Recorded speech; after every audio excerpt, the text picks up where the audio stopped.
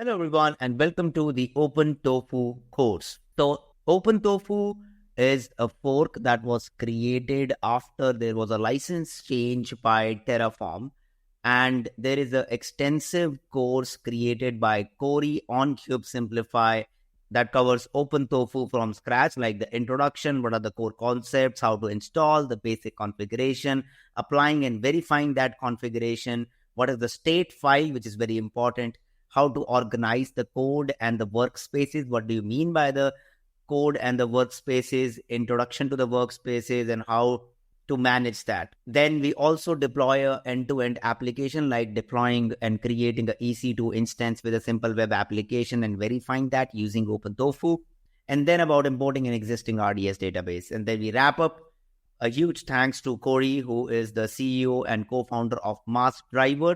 So make sure to check out Mass Driver, and also make sure to follow Cory. And he has been one of the first members who has been contributing to OpenTofu. So OpenTofu was a fork at a particular point of time when the license change happened. But after that, there are a lot of features with every release that are being added to this particular project. So make sure to read and see all the new release notes with what is new happening in OpenTofu. And yes, this workshop is the best workshop for you to learn about OpenTofu for free. So without wasting time, let's get started and let's hear from Cory about OpenTofu. So who's ready to code? Give me 15 more minutes talking. So as I mentioned earlier, I'm Cory, one of the team members behind OpenTofu. Thanks for joining the workshop. We're gonna explore OpenTofu. It's an open source derivative of Terraform, and the goal is making sure that we have a infrastructure as code tool that is ubiquitous in the space, that remains community driven, not owned by a single vendor. So today, what we're going to cover is introduction to OpenTofu. We'll look at some core concepts, and then we're going to build a little app running on EC2, or deploy an app running on EC2, and then we're also going to import some existing infrastructure. So we'll kind of see both flows, like building something net new and bringing something in that exists in the cloud. So you should have a pretty solid understanding of OpenTofu by the end of the day. And what I will say is the way that I want to go about this is we're going to focus on OpenTofu best practices. So if somebody in here is like a security guru or like knows RDS inside and out, when we get into it, like we won't necessarily be trying to focus on like how do we make the best EC2 instance with ALBs and all that jazz. The goal is just to kind of keep it simple and focus on the OpenTofu-ness of it. And then we will be posting this workshop on GitHub with all of the source code. Right now, it's just the agenda if you found it. So we will post that when we're done. Cool. So let's talk about the agenda. So we'll just kind of go through a lot of this getting started stuff's already kind of handled by the conversation we just had, but we'll go through some core concepts real quick: providers, resources, modules, and state. Just kind of go through that stuff. Spend about an hour or so building some net new infrastructure, make this EC2 instance. We're going to start real sloppy. So we'll just kind of single file, focusing on building some stuff. And then from there, we'll progressively make better code as we go.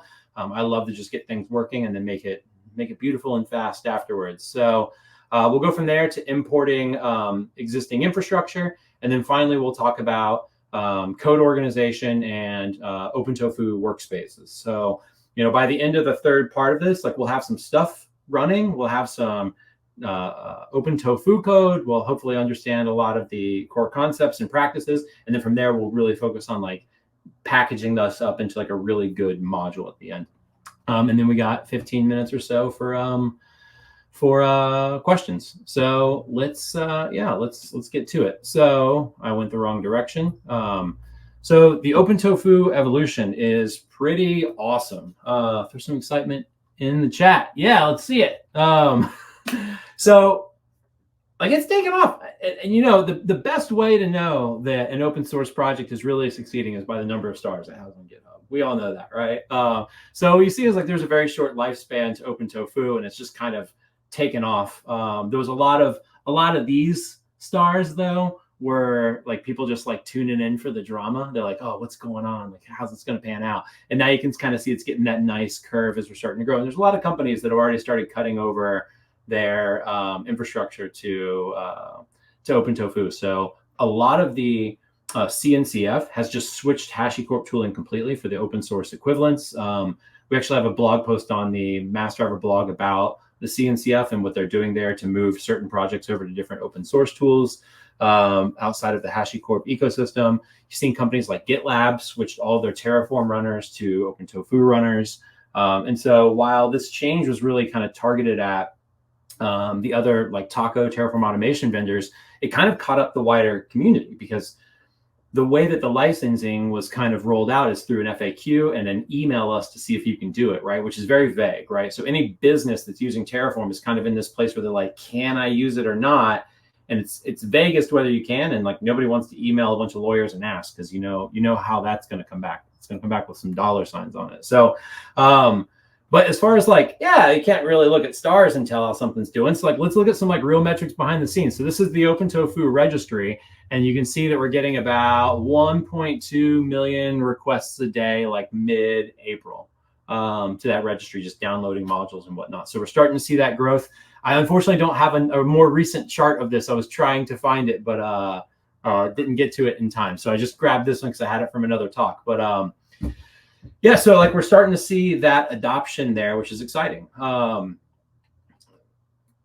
So we're going to go through core concepts, and we're going to see all this stuff like once we get into the code. So we'll talk about them some more, but like kind of some of the big words that if you're not familiar with Terraform and not familiar with OpenTofu, that you'll kind of need to be tuned into is the first one is a provider. And this is the real power of Terraform. So Terraform and OpenTofu, they can manage literally any API. Like any API, like there's this funny provider out there for Domino's where you can literally order pizza using OpenTofu, Open Pizza. Maybe we'll change the name today.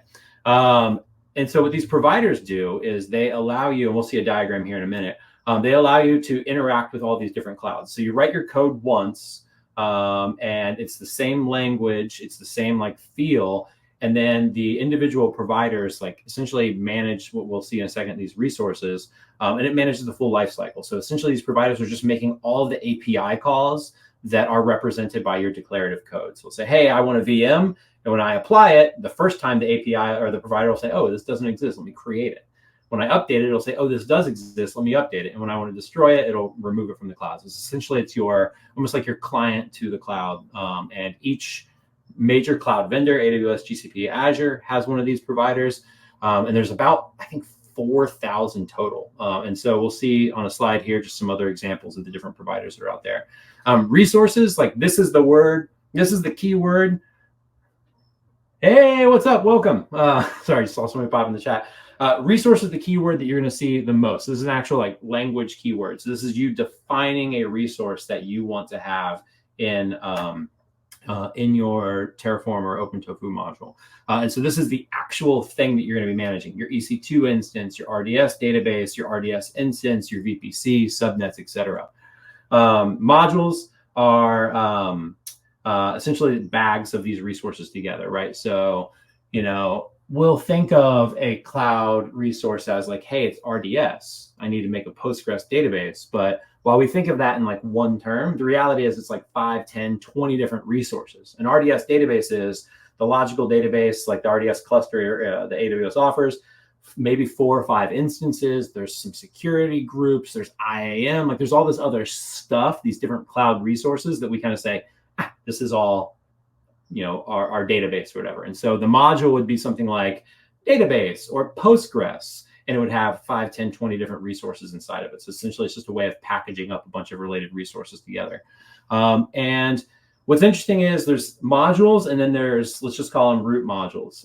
And what a root module is you actually saying, hey, here's all the different modules and resources that I want to bring together to make something.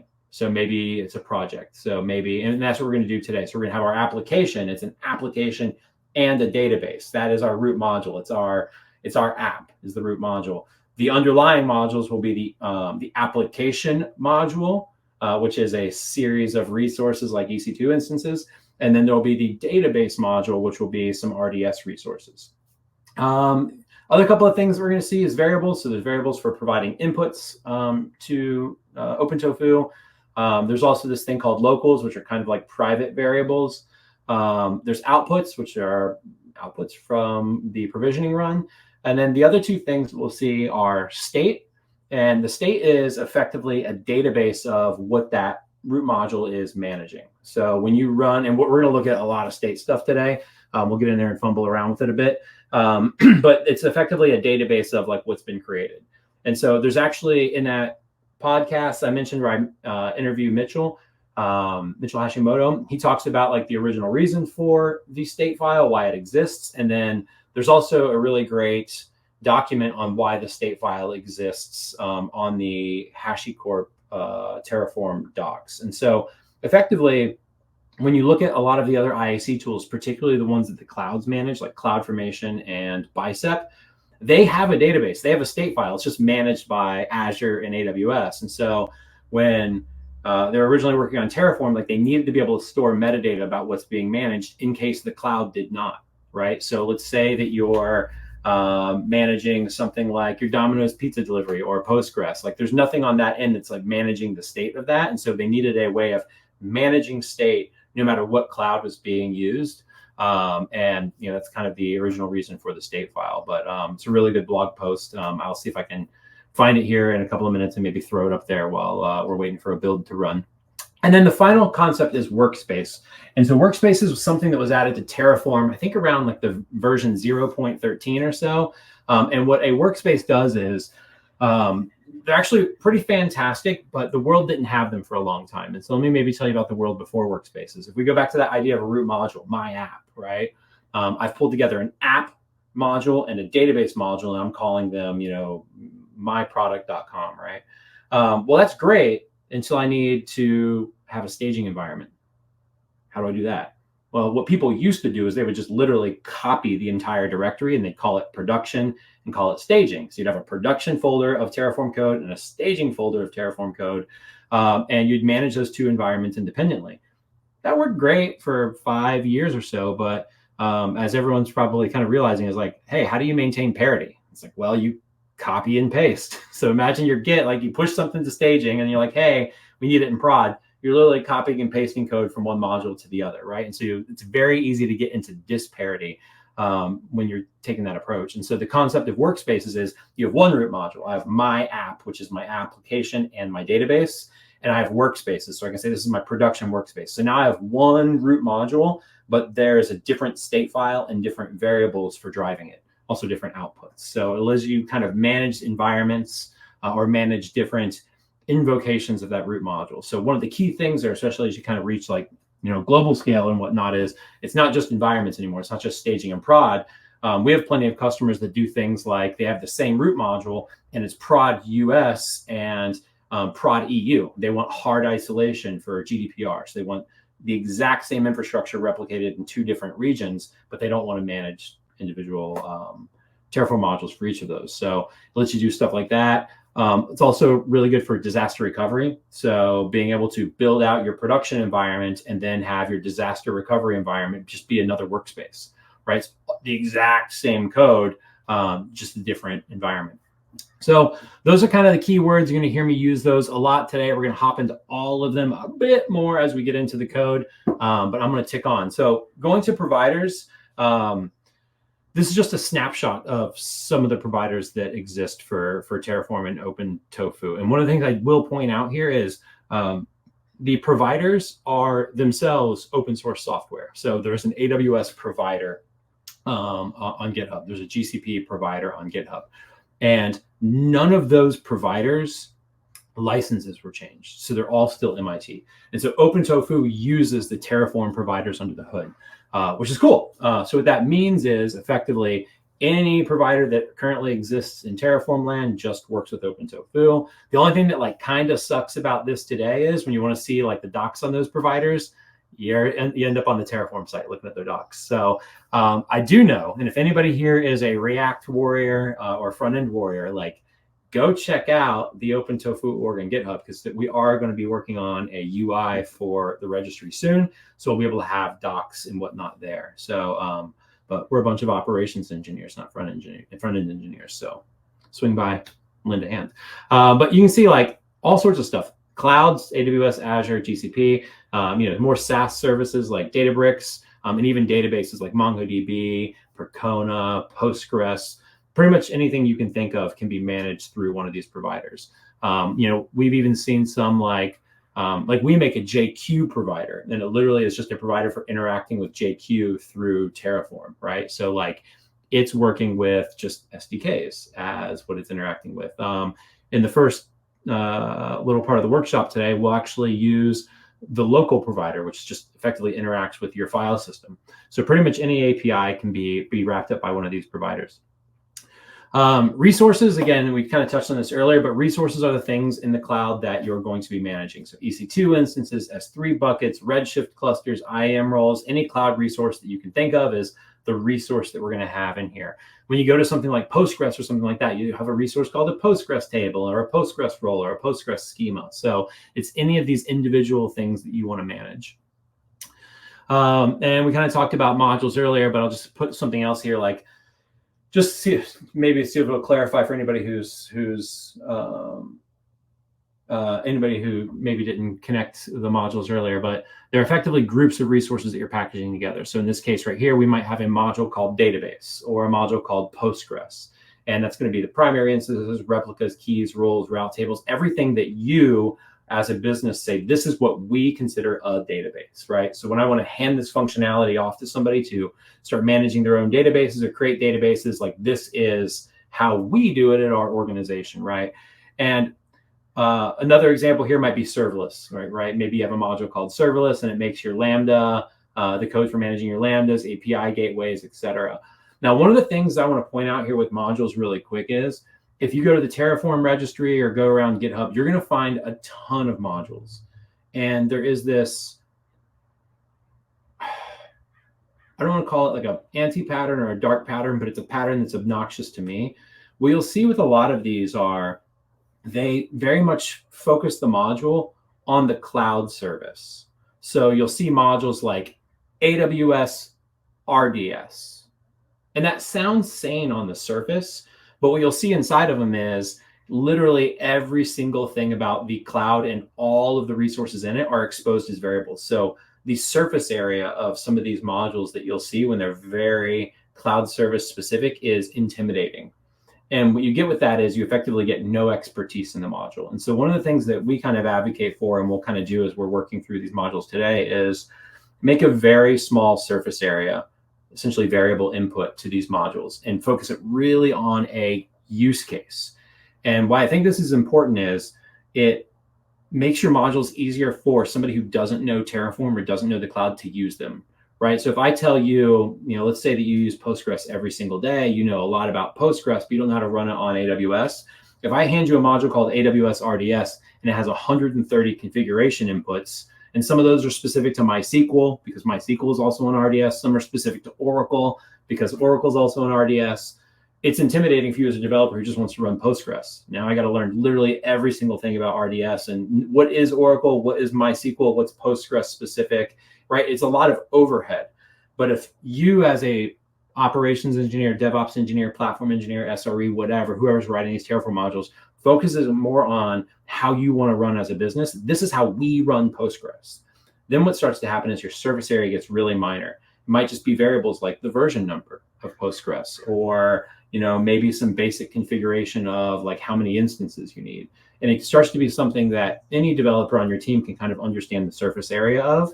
And you can also start to encapsulate that module with your expertise. You can build in functions in there that do things like calculating route tables, or do things like generating naming conventions. And so it really, as you focus in on a use case, it allows you to start putting a lot of your expertise into the module. And as you veer away from a use case and more towards like, this module just manages everything about EC2 or networks, what you get is a very, very vague bag. And the other side effect of this is they're much harder to maintain. When you have a surface area that is 150 inputs, that's a lot. When you have a surface area that's 4, it's much easier for you to think through. So that's modules in a nutshell. And then this is the most, Lego image I could put together of this. There's a lot more that's happening, but this is just an extremely high level architecture of like what happens when you apply something. So this is you right here. You're using a MacBook, whether you like it or not. You will write some Terraform code, .tf. That's what the .tf stands for. This is written in a language called HCL. So you write your Terraform code, you'll run tofu apply. And what effectively happens is this will kick off to OpenTofu core, so like the tofu CLI. And it's going to start interacting with your state file and your providers. And so if you don't have a state file, it's going to initialize an empty state file and start interacting with those providers. And what's effectively happening here is in your Terraform code, you're going to have things like, I have a Lambda and it uses Python, right? Maybe it's Python and it's this Docker image or whatever, right? That information is going to get kicked over to AWS. The provider is essentially just a client wrapped around all of AWS's APIs. And it's going to say, okay, Cory wants a Lambda that has Python as the runtime engine and maybe like this tarball as the source code. And what it's going to do is it's going to forward those fields to the API at AWS to create those resources. When AWS essentially returns the HTTP response, the provider will package that up, hand it back to OpenTofu core, which puts it in the state. So now I actually have like a Lambda ARN that is stored in the state file along with my attributes. And so that's very, very high level. There's a bunch of other stuff that goes on behind the scenes, but that's kind of the interaction. It's every single one of these resources. It's emitting this information to these providers. These providers are managing the lifecycle, creating, updating, and deleting, and then providing information back to OpenTofu to store in the state. And one more interesting thing about how these providers work, if you're this might be only more interesting for people that do like Golang development and whatnot, maybe not as interesting for people that are using it. But these providers are actually separate pieces of software from the Tofu library or the Terraform library, CLI, and they actually interact over RPC. So they're effectively like little servers that are starting up as you run Tofu apply. And let's say you just use AWS, essentially a little server will start up for like interacting with it. And you'll do RPC calls between OpenTofu or the Tofu CLI and these providers. And so that's what makes the whole thing modular is you can bring any provider along. And as long as that essentially that Go module implements the Terraform RPC interface, you can automate that thing with OpenTofu or Terraform, which is pretty cool. So it's very easy to go in here and start designing your own providers. And so I've seen, I wouldn't jump this far necessarily for everybody that's using Terraform, but I've seen companies that kind of do this for their internal tools. They make their own providers for stuff and they can create additional levels of abstraction. So cool. So that's all fine and dandy, but who wants to see me live code for the first time? 43. Let's see how bad I messed this up. You guys ready? Okay, so let's see what we got here. Nothing. Okay, so we're starting from a blank slate. Let's get cracking. So before we get into this, like you'll probably need to install OpenTofu. So if you're on a Mac, you can just do brew install OpenTofu. There's also just a ton of installation directions on the OpenTofu website for pretty much every Linux distribution. We also build releases that you can just download from GitHub directly. But the one thing to note here is once it's installed, the actual CLI is -tofu or is tofu. So it's not OpenTofu, it's just tofu. And throughout this tutorial, you'll probably just see me type T a lot. And if I do T-V, you can see that it's actually OpenTofu. So I'll just be typing T all day long pretty much because that's my muscle memory. But let's take a gander. So let's do tofu-h. And so what you'll see here is I just want to kind of show some of the different commands that we're going to see today, kind of talk through those before we start hopping into the code. And we're going to mainly focus on the main commands for now. We'll get into some of the other stuff later as we go through the different modules today. So init is essentially just what you're going to run to initialize a new module that you're building. And so what init does is it downloads all the providers. It will, it'll generate the lock file, which essentially keeps your provider versions the same across different runs. And you'll frequently run tofu init and Terraform init as you add providers or change versions and whatnot, just so you get the newest versions. Validate will actually run a kind of a linter on your code to make sure that it's valid HCL, that it's valid tofu code. So great thing to kind of just stick in like your pre-commit or in your GitHub Actions. And then the three main things that we'll see a lot are plan, apply, and destroy. And so what plan does is, again, we have this state file, right? We have this state file that represents what are, I'm on the screen while this is going, right? If I'm doing things with my hands. Yeah, okay, cool. So what happens with plan is you have this state file that says like what you've done in the cloud so far. And when you run plan, it will take your inputs, your variables, and the resources that are in your current code. It will compare that to what's in state. It'll make some calls to the API to see if anything's drifted. And the plan will essentially tell you what would happen if you ran apply right now.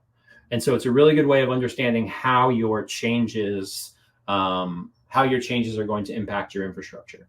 Now, you need to run that. And so you can also run tofu apply. And so this is really key. It's fine to do today, and we're going to do this a lot today. We'll run plan, we'll look at it, and then we'll run apply.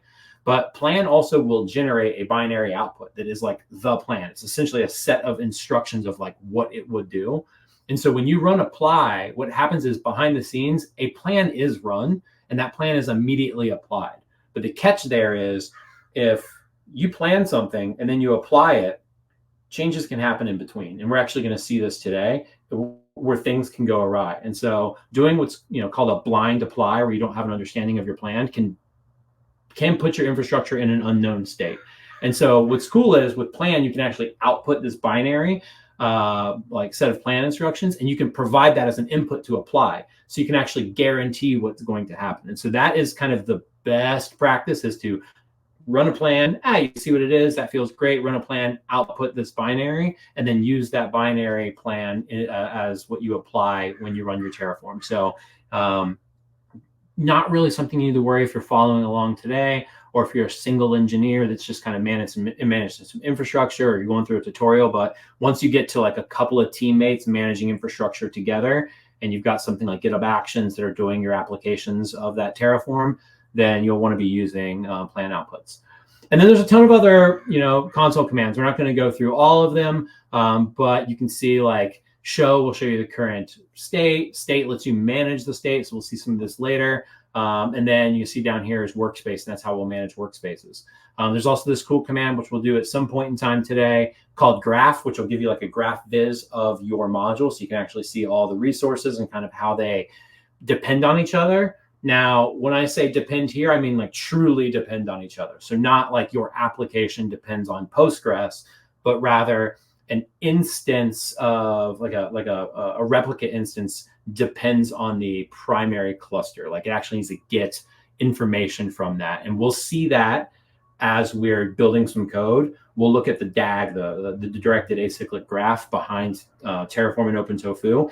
And that's what this graph is actually graphing out, is the acyclic graph of the resources in your Terraform code. So this isn't something that's going to give you like a great infrastructure diagram. It's going to give you a really great resource level diagram. So you're going to see things like IAM policies. This IAM user depends on this IAM policy, right? So it's a bit nitty gritty, but it really can kind of help you visualize your Terraform while you're working on it. And then the last command I'll kind of talk about here is import. So this is what we'll use to import infrastructure. And that's a whole section of today is talking about that. So I won't go too much into that one today, but there's going to be some hot takes when we get there. So I hope you're excited. Let's clear this screen and get to work. So let me just try to, I'm trying to get my screen, and graph command seems interesting. Yeah, it's pretty cool. I'm trying to see questions and comments while I'm doing this. So just moving my screens around a bit. Okie doke. So let's get started. So I got an empty directory here. And so what I'm going to do is I'm just going to start with making a subdirectory to kind of keep some of these different modules in as we're working. So make directory is just going to be my first one, and I'm going to call it resources. Cool. So we got an empty directory here. I'm going to touch main.tf. So we use .tf files just like Terraform. You can see it even picking up. It's a Terraform file over here. Split this off to the right. There we go. And then I'll just making enough space for all this stuff. Ooh, let me make that window any smaller. And then we're going to start adding some code here. So we'll just start really simple. We'll just add a variable. Actually, let's not even add a variable. Let's just start with a resource. So we'll do resource. And, again, you can see all the different providers and the resources on the Terraform docs. But I'm just gonna, you know what? I'll just take that. That's great. I'll just take what GitHub Actions autocomplete. So this is just going to be a Terraform module that manages a local file that says it's an example. So we'll hit save here. Nothing super interesting over here. The one little weird quirk is you see this path.module. So this is string interpolation. So we're interpolating into the file name, essentially the path of where I'm sitting right now. So essentially my working directory. And there's a fair number of these like standard library values that you can essentially pull information off of. And we'll see a couple of functions a little bit later. But effectively what's going on here is resources, the keywords. This is a resource that I'm going to be managing. There's a couple of top level keywords. This is the resource type. So this is like a real thing that the provider defines. So the local provider, and this generally has this syntax, is this is the provider name and this is the actual resource. So my local provider is offering essentially an API for interacting with files. And then this is my name for it that's going to be in my state file. And so this name here needs to be unique. And so you'll see a lot of people have kind of different conventions for this. A very common one is to just call it this or main. Man, those autocompletes are brutal. But that's essentially just what your name's going to be. Now, the key thing here is when you're first starting out, this is a bit hard, but when you are a more established team, having a good naming convention for how you name this resource. And again, this isn't the name of the file. You can see the file name is here. This isn't the name of the RDS instance that you'll see in AWS. This is the name that you're referring to this thing in your code. It's kind of like almost like a variable name to refer to that resource. And so where this gets complicated is if I come along and I add another local file, I can't have two things called main. So what do I call this one? Do I call it main2? Do I call it other file, right? So you will need to come up with your own naming conventions for these as you go. But what a lot of people do is, like, if you have a module and it's tied in on a use case, you usually have a pretty good idea that something is like the main thing or like this, right? So if this was RDS, I might just call the RDS cluster this, like this is the module, right? But as you start getting into, cloud resources, you might start seeing things like where I might have 2 or 3 different policies in a module, right? And so now I got to start giving these things names that are clear what it is. This might be my read policy, right? I might make another one. Man, I really hate these autocompletes. AI doing its magic here. I might make a read policy and a write policy, right? So you'll have to come up with a naming convention for these. Kind of a bad practice that you see a lot is people will reuse this thing here. So they'll call it like read policy, and you're really just kind of duplicating the word. When you actually refer to resources in Terraform, you refer to them like this when you reference them. So you've already got the word policy in here when you and we're going to reference things here in just a minute. So you've already got the name in here. So it kind of starts getting redundant to do IAM policy.read policy. So you'll need to come up with a convention for that. I usually just try to name it for like what the purpose of that thing is and use as little, additional flair on that as possible. But and then the other couple of things we'll see here is you can see that this is the attributes that this provider is offering on this resource type. And there are tons of docs if you go look at the provider on all the different attributes that are available. And then on the right side is effectively the value that you're going to be setting. So in this case, these are a couple of strings. That's great. But you'll see as we get to some resources later, there are maps, arrays, Booleans, integers, etc. that you can set. But this is great Terraform right here. So we're going to go ahead and we're going to let this one rip. So I'm going to come back over here. I'm going to run tofu plan, and it's not going to work, I don't think. It didn't work. So you can see right here, like if you ever have essentially that your providers are out of sync, or maybe that you don't have those providers, you'll get this error message saying that you need to run tofu init or Terraform init. So what happened here was I actually just haven't run this yet. So I haven't downloaded any of the providers. So I'll run Terraform init, and you can see here that it downloaded the HashiCorp local provider. So again, The naming convention here is this is the name of the provider, and that's the resource that it's going to provide. You can see it downloaded 2.51 and check the key signature on it to make sure, again, this thing's interacting with APIs. So you want to make sure that it is one of the ones that's signed by the person that's making this thing. So it's checking the key signatures there. And then you also see is it created a lock file. And so this thing's ready to go. It didn't make this file. If I ls this directory here, you'll see that the only thing I've got in this directory is that main file. If I do an ls all, geez, I need a little bit of space here. Maybe let's do this. I'm going to make this just one screen. I'll tab back and forth. You can see there's a couple of hidden files here. So if I look at this lock file, what you'll see is essentially the hashes for the signature. You can see the provider in here, and you can see the version. And so what's important about this is, and we'll see this in a second, is you can specify provider config and provider versions and whatnot, but I didn't do that here. The only thing I have in this file is resource local file. I didn't say what version of local I wanted to use. And so what this lock file does is when it downloads, it builds this lock file, and you should check this lock file into your GitHub or your Azure DevOps or GitLab or whatever. What this does is it makes sure that you're using the same version from run to run, right? So if I didn't have this lock file and I just ran tofu init, boom, tofu apply, it's going to run the 2.5 version. But if you ran this a few days ago and it was 2.4, it's going to be 2.4 on yours. If you have this lock, what's going to happen is it's going to tell you that if you have an older version that you're missing it, and then you need to run tofu init to get the newest versions. You do not, yeah, so good question from Kunal. We don't need to create a required providers block for the local provider. So need is an interesting word. I would say that you need to always make a required block. I personally like this because it removes ambiguity. But Terraform won't force you or require you to do it, but I think you should need to do it. And so we're going to see a required block here in a minute. I'm just trying to keep the scope really simple, but effectively the Tofu CLI or Terraform CLI kind of has your back if you don't put in your requireds. And so what the requireds let you do is let you specify exact version or version ranges that are acceptable. So you can do things like pinning on a minor version or saying like anything greater than version 2, use that. And so I would definitely suggest doing that in real production code. But for this case, I just want to keep it nice and simple. Fantastic question, though. So let's make some resources. So I'm going to go ahead and do tofu plan. I've got my my tofu initiated. So I did a tofu plan. And so what happened was when I did that, it took my code, it pushed it over to the tofu like core.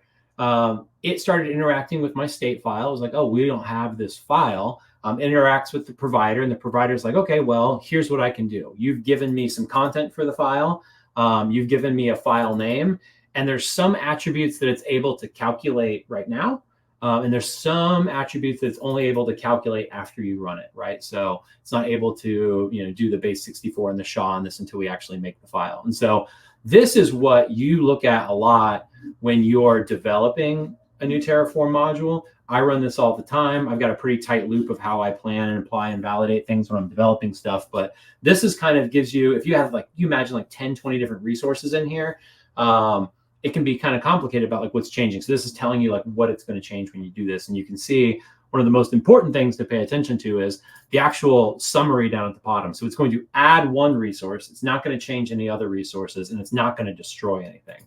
And so the other thing I can do here is I can do out.myPlan, and you can see it gives me the same output here. But if I do cat.myPlan, you can see there's this binary file here that actually has the plan steps. So we're not going to use the actual plan binaries very often today. I do want to show it because it's very important. But this is what I would use in a real production environment just to make sure that I'm getting exactly what I plan to do. And so I will do tofu apply, my.plan. And you can see that it hit the local file provider. It started creating a resource, and you can see that it finished. It added one resource, nothing changed, nothing destroyed. Clear my screen here, hit ls, and you can see there's this example txt file that it's created for me. So pretty cool. It just created it. Now what I want to do is show you that this plan's still here. This plan's still here. So in a CI pipeline, this is fine. It's gone. It's not checked in, but locally, this plan is now effectively stale. So if I apply it again, you'll see that it's telling me that this plan's stale. It understands that it already applied it. So I'll just generally kind of remove that plan when I'm done. But we could have also done something like skip the plan, and that's what we're going to do a lot today. We're going to, let's just change the text. This is a great example. And then we'll pop back over here and we'll just do a tofu apply without a plan and see what happens. And so what you'll see is it does tell you what it's going to do. So this is cool. If I'm in an interactive environment, I know what the plan is. I can see what's going to change. You actually start to see things like these SHAs that it was able to calculate. It's telling you what it is now, but it won't know until after. For local files, like this is a bunch of noise, but this starts to be really important when you're managing real cloud resources. Like you'll see things like, let's say that you have a Postgres database and you just kind of named it Postgres when you made it, right? Well, now it's 3 months later, you need a QA environment or a test environment or a staging environment, and you go, oh, I'd really like to differentiate my Postgres instance from my staging Postgres instance. I'd like to change the name of it from Postgres to prod Postgres, right? So now I can have a prod Postgres and a staging Postgres. Well, in AWS, if you change the name of your database, it deletes it and recreates it. So that's fun. And so what's important here is these known after applies, and this plan at the bottom is telling you what's going to happen to the cloud when you do this, right? So it doesn't know what this value is going to be until it happens. So it's saying, okay, you know this value now, but I'm not going to know how it's going to change until afterwards. This one we can actually see, like we knew what this value was. I put in a new value, so you can see that it's going to set that value there. It knows what that value is, but right after it, it says forces replacement. And this is something that is very key to pay attention to. You see down here, it's not changing the file. It's deleting it and recreating it. Not a big deal for a file, very big deal for a database. So this is one of these things you want to watch for when you're running your plans, whether you're just running tofu plan or building a plan or running apply. You want to watch for this force replacement just to make sure that like you're not accidentally replacing something that you didn't intend to. And does that happen? Yeah, it happens. Well, I worked for a company about a decade ago where somebody was making a change to Postgres. They changed, I think, the name of the database. They changed something that seemed innocuous to change. Didn't notice. He just ran Terraform apply, didn't build a plan, and it worked. Like Terraform, you do this. Terraform applies clean, right? It says it added it and it destroyed it. Well, the reality is it destroyed the database though. So it was down in the meantime, right? So this is one of those things where, you know, I look at the exit status of this. Terraform says it did a good job. Tofu says it did a good job. Exit status 0. It did the thing I intended it to do. Did it create a cloud outage in the meantime? Yeah, it did. It destroyed the database. And when it brought the database back up, it was empty. So this plan, like paying attention to the output of it, is absolutely critical once you get into production to make sure that you're not accidentally destroying something. Because Terraform will say it'll make the change. It will make the change, but it doesn't guarantee that your cloud environment is pristine. So files are pretty cool. We don't need to create all right, answer that one. But let's go ahead and like expand this a bit. So let's take a look at some variables. So what I want to do is I want to make a variable called greeting. Default equals hello. And let's just do this. Type equals string. So there's type inference in Terraform and OpenTofu. So I don't have to set the type here. If I set a default value, it will infer the type. I like to set it anyway, just in case somebody removes the default in the future. Like, just makes me feel a bit more comfortable. And you can do some pretty complex type expressions here. Maps, arrays and their types. You can actually define objects. So you can say specific keys are required with specific types of values. You can get pretty specific on the types here, but we're just going to go with this for now. I'm going to say hello is the greeting. I'm going to spell greeting right. And then what we're going to do is we're going to change this to be hello world, but I want to change the greeting based on my variables. So I'm going to do some string interpolation, variable dot greeting. And so you can see this is our first reference. So again, in Terraform, you have these different things, maybe variables. We'll see resources later can be referenced. You can see these internal values that can be referenced, but I'm just going to interpolate the value of this greeting into this file. And so I'm going to come back here. I'm going to do ls. You can see this example file here. Again, cat example. This is a great example. Tofu apply. And again, we should be running plans in production, but we're not going to do that today just to save time. I'm going to do apply. And what you'll notice is variable greeting has not been declared in the root module. Oops. It's var.greeting. I swear to God, I've used this thing before.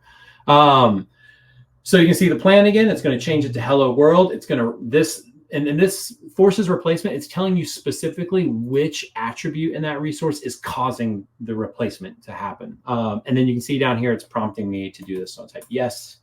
That's pretty cool. If I cat this example file, you can see it says hello world now. One other thing you can do, let's just like change this variable really quick.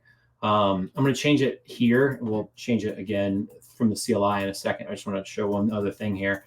You can also do tofu apply auto approve, and that just does it. So you notice previously it prompted me to confirm the changes. So if you just want to blast something out, if you're just debugging locally, just playing around with some stuff, that's a great command to use just to do it quickly. But again, that's not something I'd really throw into prod.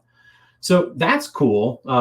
We got a variable in here, and you can see it's very similar syntax. So it's the keyword, the name of the variable has to be unique across your variables, and then the different attributes of variables. So you have defaults, types, and the other thing you can add here is the description.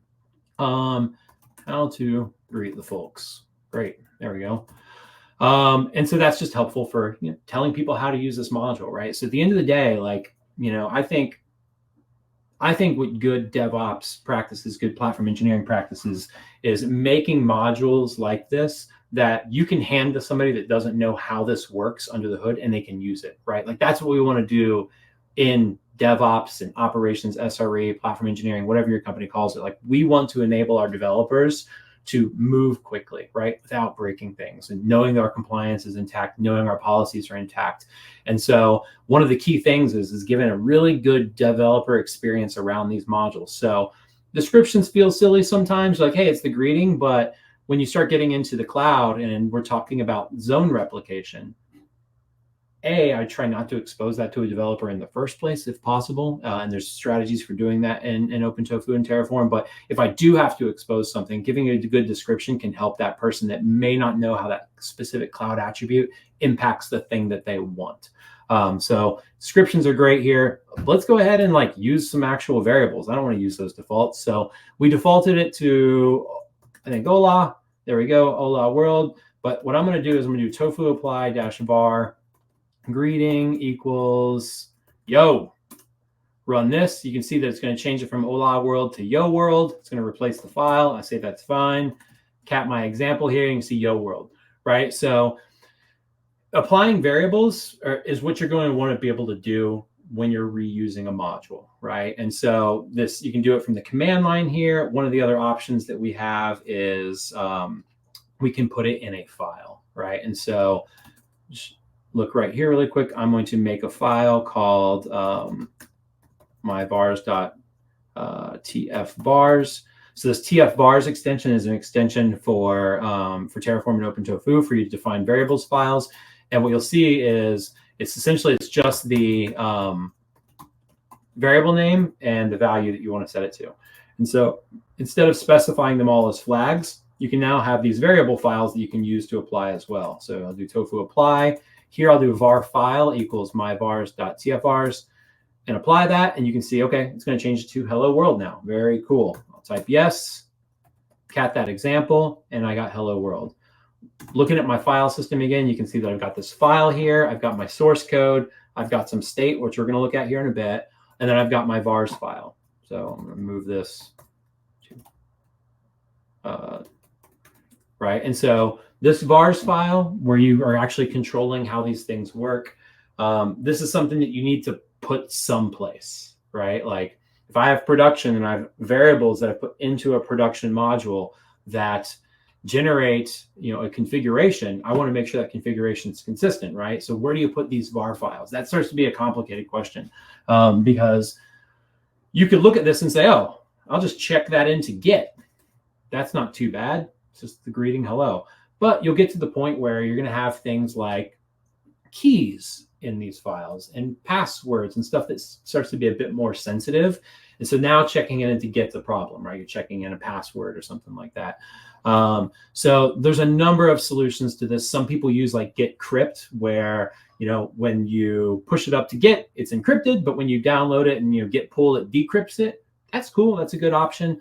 That's actually probably what I would like suggest day one if you don't have a bigger infrastructure team.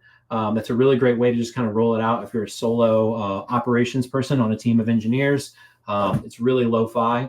But when you start getting a bit bigger, then what you'll probably start looking for is Terraform automation tools that can kind of maybe manage this for you. MassDriver is one of these tools, Spacelift, M0, and there's even some open source tools like Atlantis. So these var files are super important. They seem innocuous at first. They seem non-sensitive when you first start touching it, but you'll see, you know, as we kind of go throughout the day, we're going to end up with some credentials in here. So we want to make sure that we're taking care of these files, not just blasting them into Git. Cool. Well, let's destroy this thing. So I'm going to run tofu destroy now. And what this is going to do is it's going to delete this file. And so you can say that this file will be destroyed. You can see my plan summary down here is, you know, 0 to add, 0 to change, 1 to destroy. I'm going to go ahead and hit yes here. And what you'll see is I still have my prod. But that example file is gone. And so what's cool is with this, you know, with this var file, oops, I didn't mean to do that. Where are we at?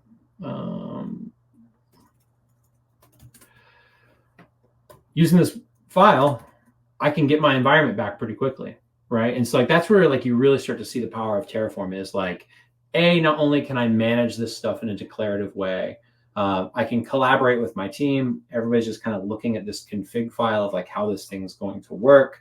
But in the event that you need to recreate environments, like if you have the inputs to those environments and you have a cloud account that you want to target it towards, it makes it really easy to bring up a clone of that. So that might be your staging environment. That might be an ad hoc disaster recovery environment. You haven't planned for disaster recovery, but something's broken today and you need to bring up a new database.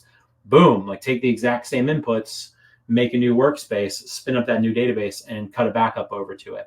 So kind of using these variable files with workspaces, what we'll see later, it gives you this really awesome way of creating and recreating infrastructure quickly.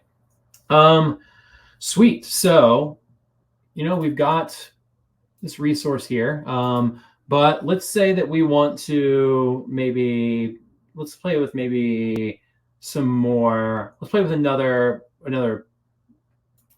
play with one other thing here really quick. And again, I'm just kind of throwing all this in one Terraform file right now. What we'll do is as we go throughout the day and we start building some like real infrastructure, not just playing with it, we'll start to modularize things, use multiple files and directories and whatnot. But for today, for right now, I'm just going to kind of toss all this in the same little space here. So what I want to do is I want to show one other high level keyword called data. And so what data lets you do is, you can see here, what data lets you do is essentially pull information from a data source. And so data is pretty powerful. So first, what I'll note is the syntax here is data. It is the provider. And then this is a reference name for this thing. And so we're going to see some more referencing here in just a bit, but like here we referenced variable, here we referenced path.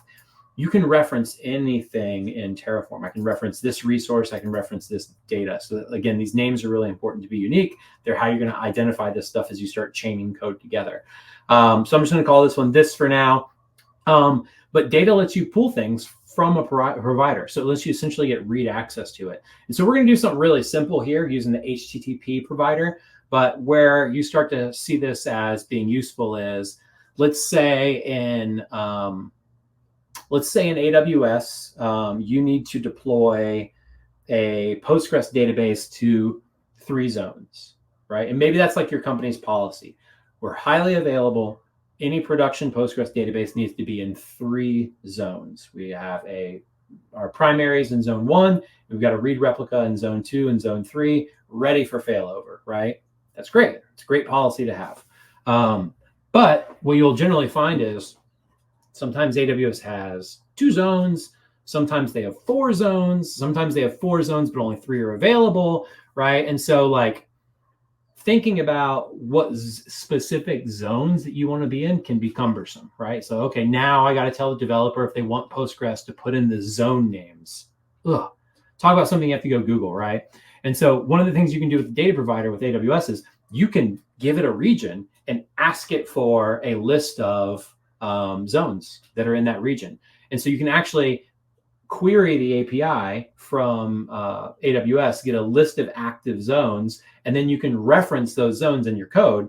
And now zones aren't anybody's concern. Nobody has to think through putting in zones. And this isn't just for zones in AWS. Pretty much every single resource in the AWS provider almost can be pulled back through the data tool. So you can get subnets that are in VPCs. You can get metadata about EC2 instances. You can pull back just about anything.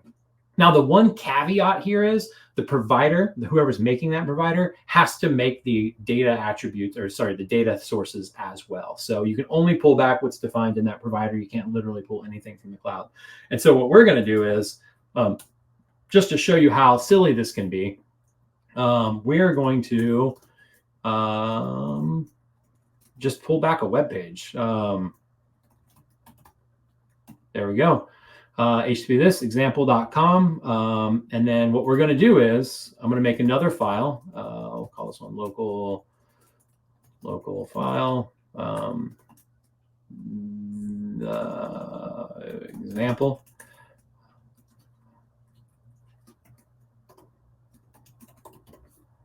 And what we're going to do is content equals data.http.this.body.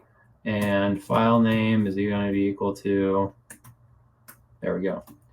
And so now what we have is, you can see this, I'm actually doing like a reference here. So we saw var before, but you can see here now I'm referencing, okay, I want to pull data from this provider, specifically this block, and then this is an output. So resources and modules and data things have outputs as well. Essentially, they're attributes that come out from the provider. So, when you make a EC2 instance, you don't know the yarn, but the result of the provider running is the yarn is discovered. And so you can actually do like EC2 instance.my.arn to get the yarn. So this is essentially return values that are coming back from this. So I'm saying, hey, I want the body of this HTML request.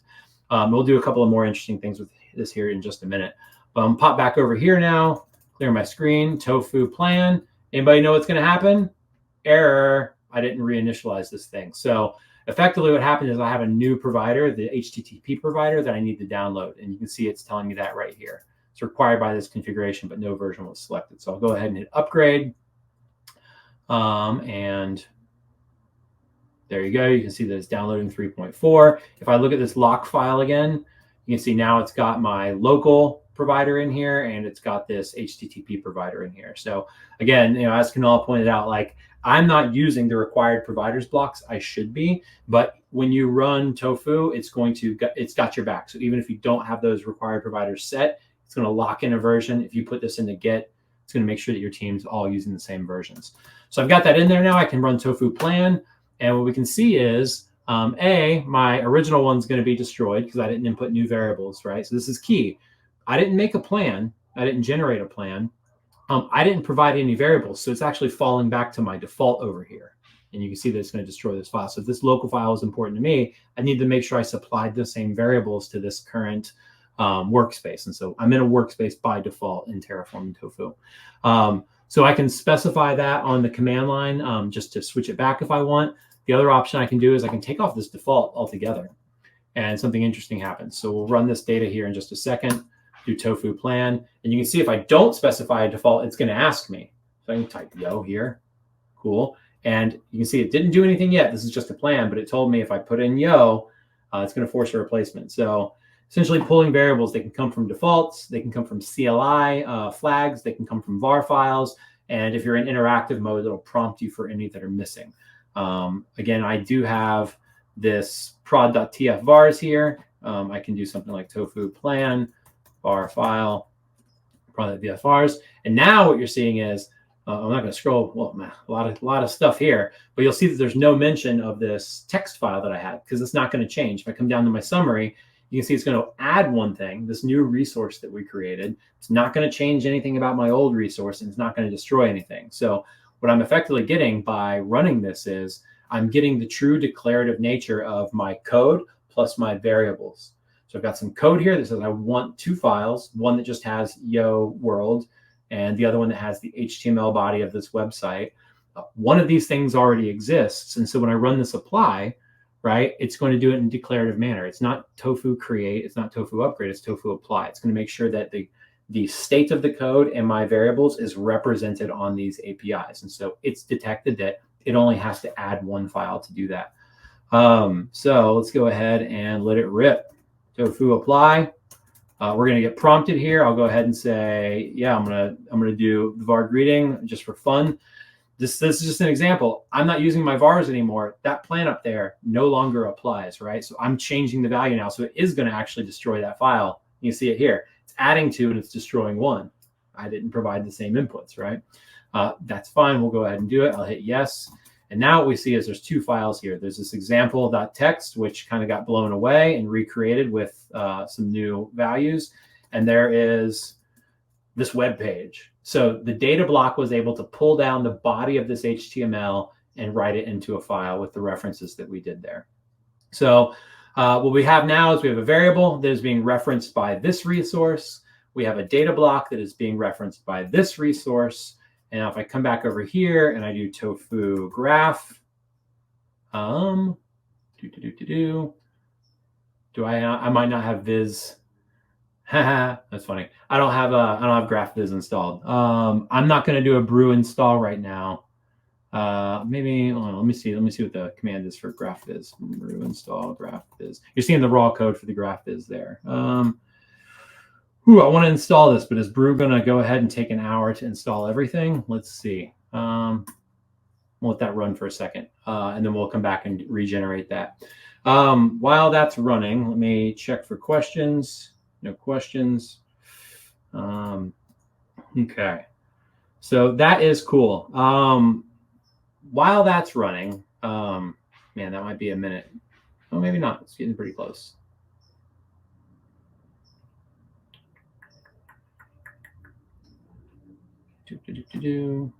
There we go. There it goes, installing literally everything else. I love brew. Okay, so while it's doing this, let's go ahead and just do some more fun stuff while we're looking here. So you can do a lot with variables. Let me just make another one really quick. Let's do HTML file name.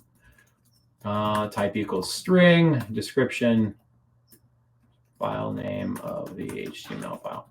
Very, very descriptive. And so you can see here, I can do things like var dot boom. So you can actually like group these together, which is really cool. There's a ton of different functions that also exist in Terraform and OpenTofu. So you can do like functions here as well. So let's do, what's an interesting function to run here?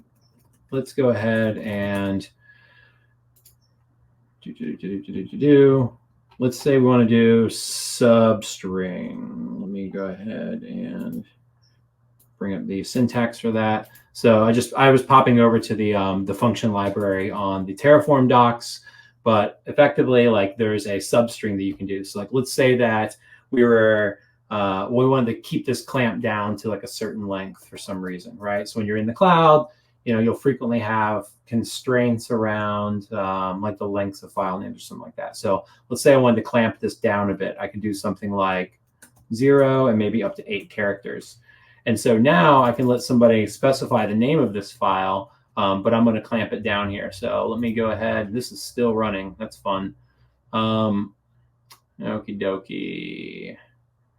Sorry, I'm trying not to start another terminal because I've got a clean terminal here as far as creds go. And if I start a new one, it's going to bring up a bunch of my AWS creds. So I don't want to pop over to that.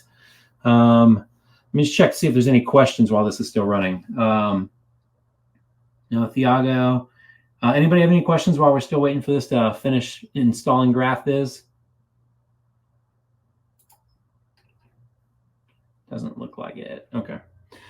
So what we'll effectively end up with here is it's going to recreate this file first off because I'm accepting a variable name. Now, if I supply this variable name when we actually run this, so far so good. Nice. Geez, I love that it's reinstalling PHP right now. That's going to be useful for us. So when I rerun this, what's going to happen is we hard coded the variable or the file name to example originally. So when I rerun this, it's going to prompt me for a file name. I can put that in my tf-vars file here. So maybe I want to come in here and do something like this. This will give me nice backwards or forward compatibility, right? If I set this variable name here and I rerun this, that was the name that was hard coded in here. That'll be great. Now the question is, does example have less than 8 characters? Yes, it does. So we'll be fine here. And I set this to be maximum 8 characters effectively.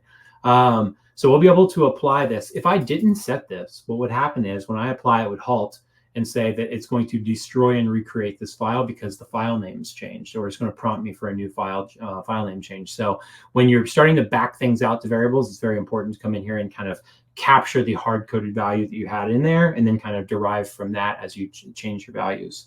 Can you please touch on the difference between variables.tf and the,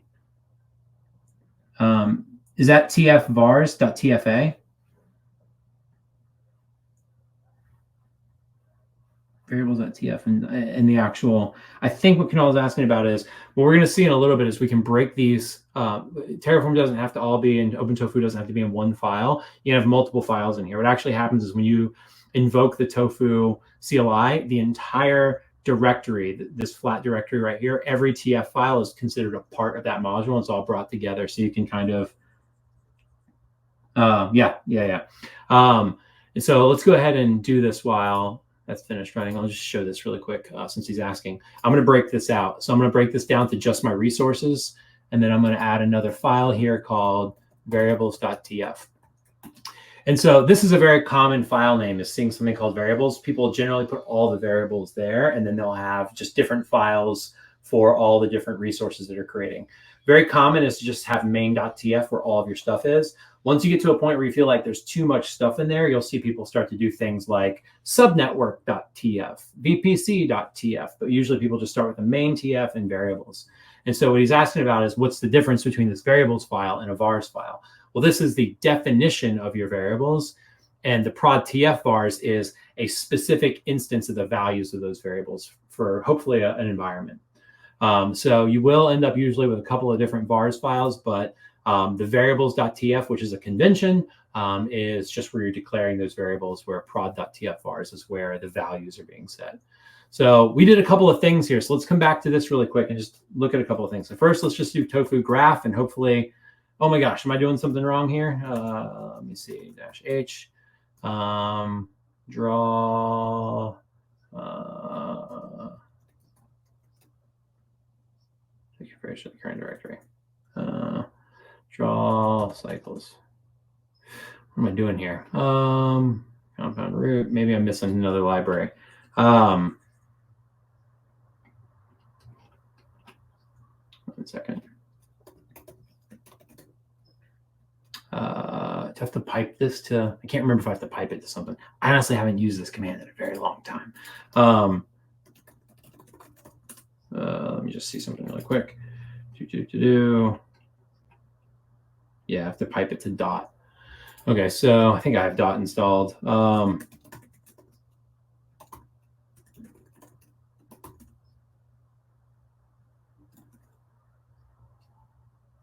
There we go. I piped it to the dot tool. There we go. So you can see essentially the root, or like the core of OpenTofu, it's going to call these two providers. This one is going to interact with this local main. Again, now looking back at my code, I have my main one here. And this is going to interact with the provider for local. It's going to interact with this greeting. So you can literally see it tracing how all this stuff's connected. Now, again, this is documenting or diagramming your HCL, your tofu code. It's not diagramming your cloud infrastructure, right? You're going to end up with a lot of metadata on here, but when you're trying to troubleshoot things, this can be useful.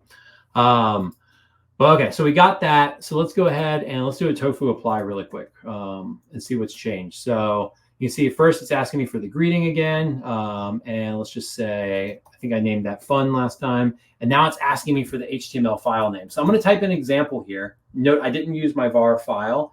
I'm going to type example here, and you can see that nothing changed. I happen to enter those variables in the exact same way, so nothing changed, right? But let's go ahead and edit my var files now. Let's say that I want to change this to hello. Currently it's set to fun because I hard-coded it or typed it in. I want to change this to index.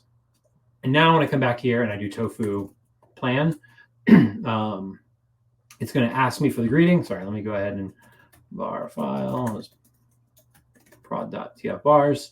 And what you can see here is, since I have those values that I'd set previously or I ran this manually, but now I'm applying this vars file, it wants to destroy this stuff because now I'm applying this again, right? So it doesn't know, it knows that we're planning on changing the file names. So it's going to force replacement. And I changed the contents of this, which is going to force replacement. So I'm going to go ahead and apply this now.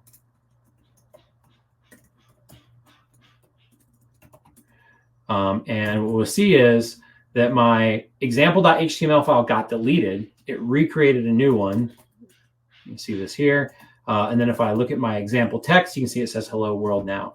Now, if I come back in here and I rerun this plan, what you should see is nothing changed, right? Again, I'm using the same variables, so I'm getting the same declarative state like rendered out by these providers. Now, if I come back over to this prod TF, and let's say I want to call this migrate index, you can actually see this function at work here. So we use this function here to cut a substring of this. We're cutting it down to 8 characters. I'm going to go ahead and do a tofu apply. I'm going to not auto approve it this time though, just so we can inspect the provider. But you can see here, what it's doing is it's saying it must be replaced. And if I look at why it's being replaced, it's going to go from index to migrate.html. You see that it actually used that function to truncate the text. Do I want to perform this? I'll go ahead and say, yeah, migrate HTML, and I've got the HTML here. So you have a lot of stuff available to you in HCL and OpenTofu for managing infrastructure, right? We can use these resources to define the thing that we want. We can use data blocks to pull information from remote sources. We can use string interpolation to refer to other values like variables or the path variable. We can just do direct references. So there's no string interpolation here. I'm just referring to the actual HTML body to set here. And then the one last thing I will show is I'm going to make one more local file called other, just so we can kind of see how this works. And what I'm going to do here is say the content is equal to local file dot main dot content, just so you can kind of see how this plays out. Equals, that's great. And so what I'm doing here is I'm setting the content of this to be the result of the content of this, right? So what's kind of cool here is I can come back here, I can do tofu apply. You can see that it wants to create a new file, and you can see the content, even though I didn't type anything in there, it has hello world. In cat this, you can see that it's hello world. And if I come back and do this re-render of the graph, and I look back at this, now what you'll see is local file.other references local file.main. You can see right here. And what it's effectively doing is this is getting placed in front of other in the directed acyclic graph. So local file.main actually gets provisioned on disk. And then when it starts to provision this, it's reading it from that API that the provider provides. So this was essentially a response value of writing that file to disk that I can access off of that other resource. And so this is how you can start chaining your resources together. An IAM user needs this policy, or an IAM role needs this policy, and this role needs to be assigned to a database. You would actually just use this referencing to kind of set the IAM roles and the IAM policies relative to those other resources that you have. So we'll see some more of this here as we kind of go through the rest of the demo. So let's go ahead, and I like to tear down things when I'm done. Let's go ahead and just destroy all this stuff.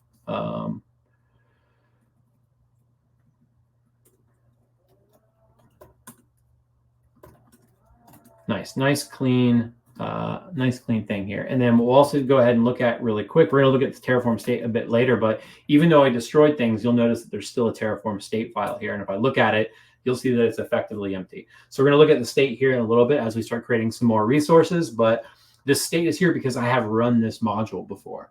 So even though it is in a destroyed state, it's keeping track of the state, which is currently there's no resources. Okie doke. So I want to do one more thing with this data resource here. So first off, I'm going to come up a directory, make directory 2.data change directory. We're going to keep it real tight to this touch main.tf code main.tf. Let's open this window. There we go.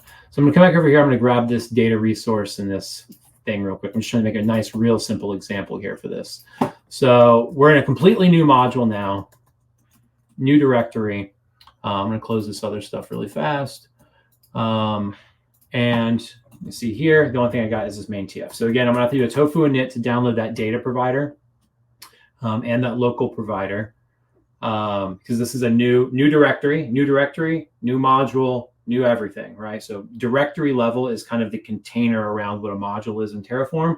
If you're in a new directory, it's a completely different module. So what I'm going to do is I'm going to do tofu apply dash auto approve. I don't have any variables in this one. I don't have any variables in here, so I'm just going to go ahead and create this. But I want to show you something really quick. Actually, let's make a variable just to kind of illustrate this a little better. Come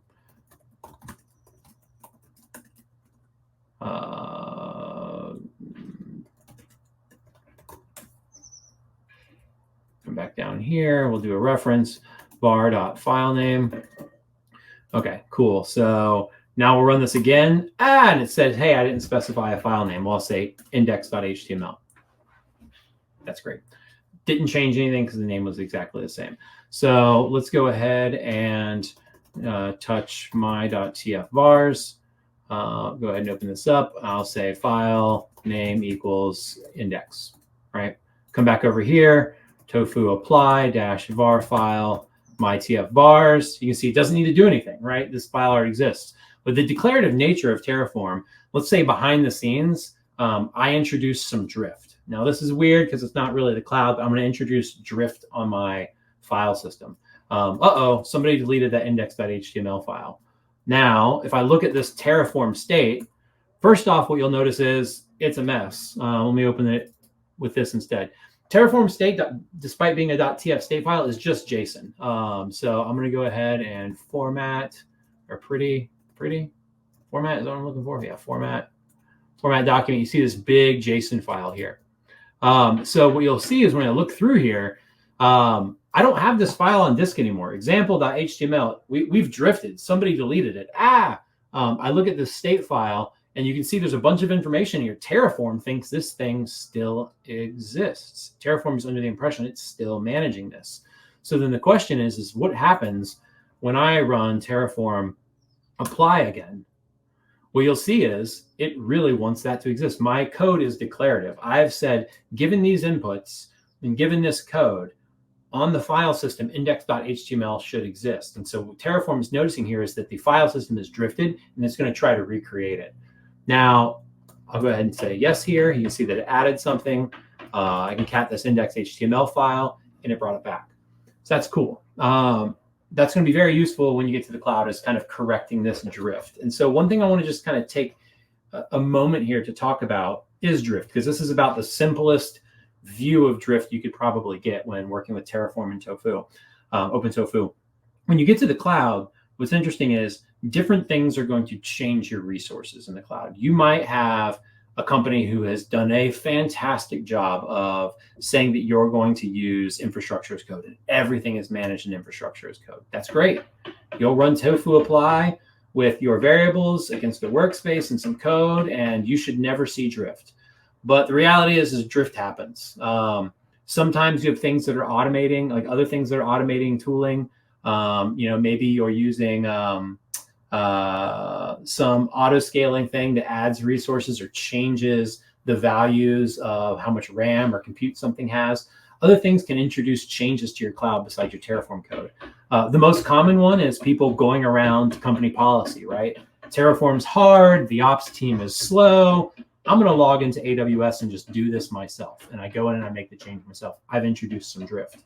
A really interesting drift scenario for me was I was on call. I was on call maybe 8 or so years ago, but I was out for the evening. I was out with some friends and I got a page that something was down, and I was able to identify what the problem was from my phone.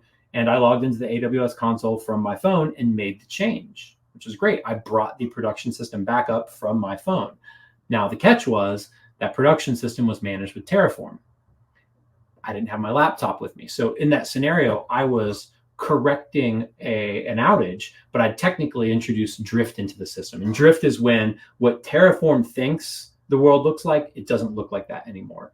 And so where this becomes important is it's very easy to correct drift by just reapplying your Terraform. And you can, a poor man's like detecting drift is just running your plan and seeing if it's planning to change things. But what's really important about just applying this is when drift happens, and there's a lot of companies out there that will sell you drift detection products and whatnot, but when drift happens, it happens for a reason. And I think more important than just changing it back is understanding why you're drifting, right? If that's a policy thing, if people are going around using Terraform, maybe it's that you've made modules that are too complicated for the average developer to understand, or that your code is not organized in a way and Git where it's easy to locate, right?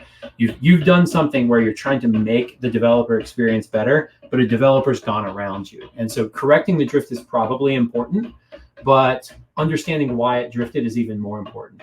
And in this scenario where I was on call and I made a change from my phone, if we had detected that drift and corrected it, it would have taken the system back down, right? So whenever I see drift, I don't like to just blow the drift away. I like to kind of dig in, almost treat it as a post-mortem and figure out why we're drifting. But I just kind of want to take that as a nice little segue, because I feel like this is probably like you've heard the term drift before. And it's really hard to kind of illustrate drift in the cloud when you see like 10, 20 different resources and a bunch of attributes. But I think this example right here of like just something being removed from the file system is kind of one of the easiest places to illustrate like what drift is. But I would just watch for it. When you see a plan changing something that you would not have expected it to change, it's really important to understand why that value got that way. So sorry, random lecture. When we reference one resource into another, it implicitly means that the first resource needs to be created first, right? In that case, we don't need to use the depends on field, I guess. Yeah, so Kunal is asking a great question here in the StreamYard chat. So there is a command in, let me switch back to this other one really quick. There is a field called depends on in Terraform. And you can actually say, boom, right there. So you can see here I referenced localfile.main, but there is an explicit depends on block. So Terraform, when you do these references and when we build that DAG, the thing, the directed acyclic graph that we can see here, you can see without me specifying the dependencies literally, Terraform's able to figure it out because I'm referencing all these things. But if you're in an older code base, Terraform, 1.1, 1.2, 1.3, Terraform 0.13, there were places where Terraform couldn't figure out the dependency graph. And so it would try to create a resource that depends on another resource. It would try to create them out of order. So when Terraform is running this, it's not running this, Terraform or OpenTofu, it's not running this in the order that it sees it in this file, because you might have multiple files, right? What it's doing is it's looking for the thing with the least amount of dependencies to run first. Right? That thing that has no dependencies is going to create that first. And then everything else that has dependencies is going to kind of order this directed acyclic graph to figure out like what order it should create in. And that's what we're actually seeing in this graph file is Tofu is running. It's going to interact with these providers, and it's going to have to make this HTML body. It's going to have to make this other, but to be able to make the other, it needs to be able to make main so that it can reference it, right? And so this is kind of the directed graph of the interactions that we're going to have. And so sometimes if you're working on resources, and this can also depend on the provider sometimes too. Sometimes you'll have this when you're working between providers, but if you've got a place where you've specifically referenced another resource, but Terraform isn't waiting on that resource, you can use the depends on block to force it to wait. And but what you'll see is a lot of more modern code bases. Like when you're looking at Terraform 1.8, OpenTofu 1.8, you see a lot less of this because just the core has gotten so good at detecting and building the DAG that you don't see this as often, but it is a field that's still there. So if you end up in that case, you can actually force things into order in the DAG. Awesome, man. I really appreciate that question. Cool. Okie doke. So we've seen resources, we've seen variables, we've seen data blocks, we've started to organize a DAG. This is feeling pretty cool. But let's talk about those providers because we've kind of hinted at these providers. We've seen them a little bit by referencing them here, but we can also kind of configure providers. And this is actually going to become important once you kind of get out of the real base level providers like local and HTTP. So change directory here. Nope, make directory 3 providers, touch main.tf. And I need an ego boost really quick. Again, this is my first live coding session. Am I doing it right? Is this fine? Somebody give me a thumbs up. I haven't messed anybody up. I haven't bored anybody to death. Okay, so we got this main.tf file here. So what I want to go ahead and do is kind of look at some examples of how we can work with providers. Thank you, Kunal. I appreciate that. So let's go ahead and pop this one open. Sorry, I got a lot of files over here in the sidebar.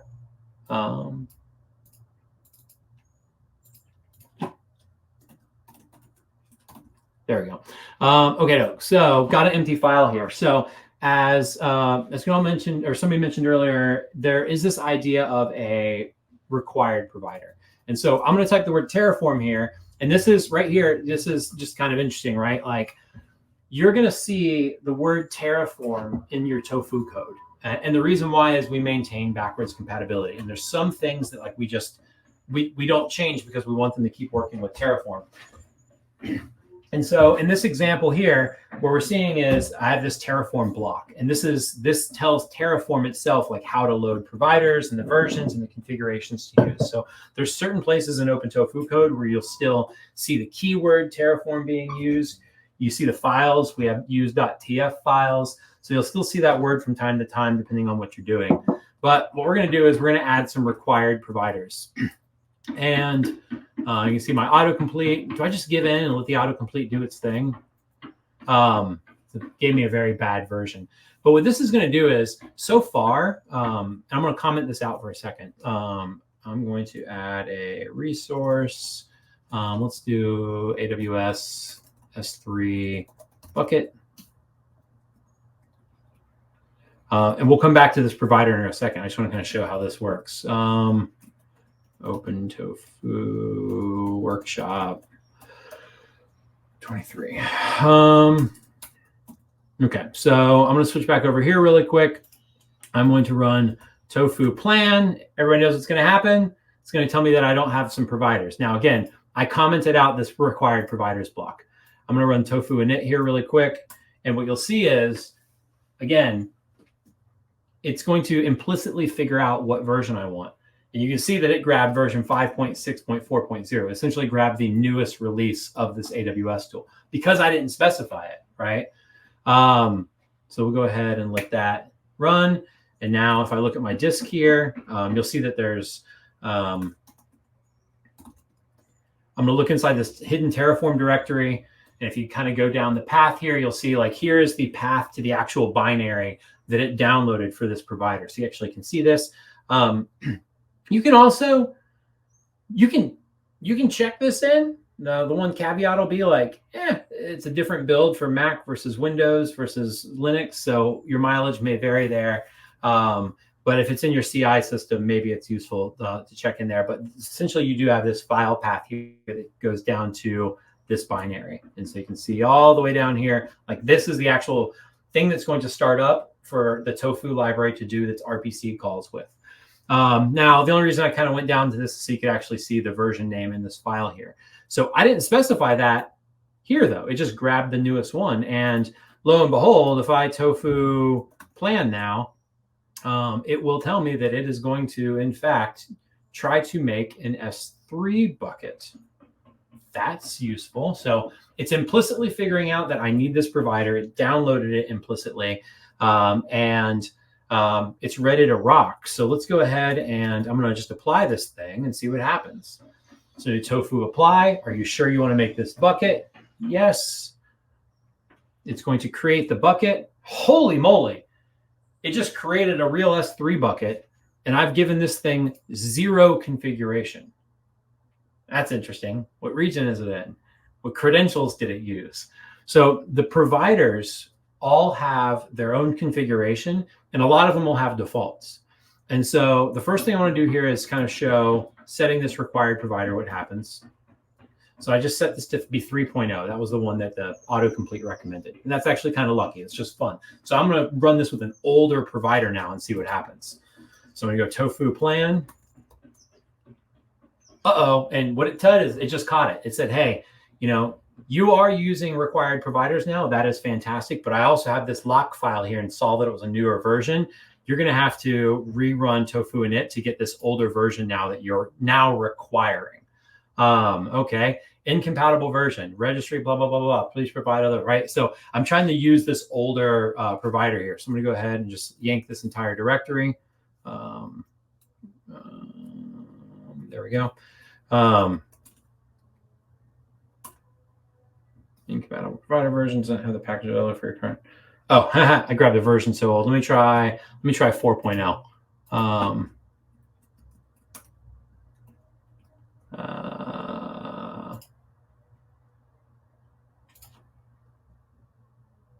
Okay, sorry, just checking some comments down there.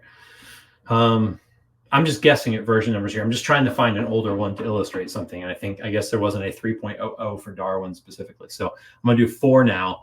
And so now I'm going to go ahead and do this tofu apply again. Now, again, what we went from was implicitly letting the provider in Terraform figure it out. We went from that to saying, hey, you know what? We have to use the 4.0 version for some reason. Maybe there's a bug in the 5 version, or maybe there's a breaking change in 5. We need to be using Terraform 4. Okay, great. Here's version 4 of the AWS resource. And so again, we still haven't supplied any configuration. How did it figure out what AWS account to use? That's a good question. We'll get there in a second. But I'm going to go ahead and tofu apply this really quick. And what you'll see is now it's asking me for a region. Uh-oh. Okay, let's go ahead and I'll just do US East 1. Hopefully it's up, but I'm bumps. So it prompted me for a region there. That was really interesting. I don't have a variable name region. Like, why was that? And you can see it's trying to read this bucket, and I got some sort of forbidden.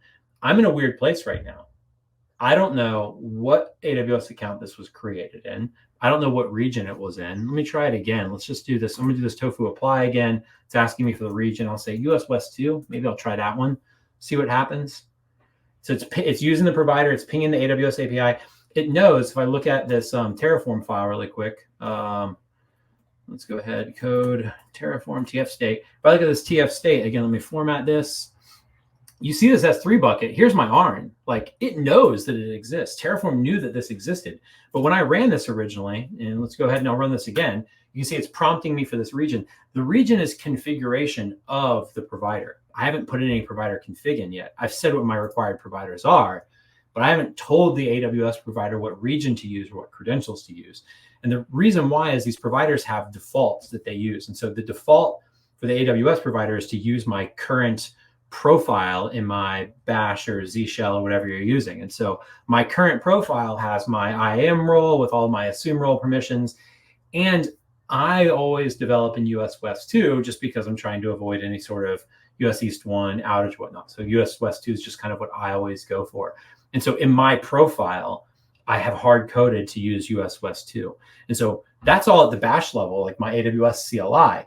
But the AWS provider has defaults of like, hey, what should I use if there is no configuration present? And it's by default, it uses whatever your AWS profile is set up to use. So that is good and bad. It's good for this demo because it makes it very easy for me to just start building S3 buckets. I mean, I can build an S3 bucket or a Kubernetes cluster with just like, hey, just this. I don't have to show you a bunch of provider stuff. But getting into production, it starts to get ambiguous, right? So you could imagine if we had this bucket and you needed to manage it and we didn't have any config here, and all of a sudden you're like, oh man, region isn't even a variable on our module. Where did Cory build this thing? There's 20, 30 something different regions in AWS. You're kind of just guessing, right? And so when we did this US East 1, what was happening was I was telling the AWS provider to use US East 1 as the region for managing this infrastructure. And when it booted up, it's looking at my state file and it goes, okay, well, I need to manage this S3 bucket in US East 1. But this S3 bucket, despite S3 being global, it was created through US West 2. And so it can't find it. And so I had to know what region it was in for this to work. That kind of sucks.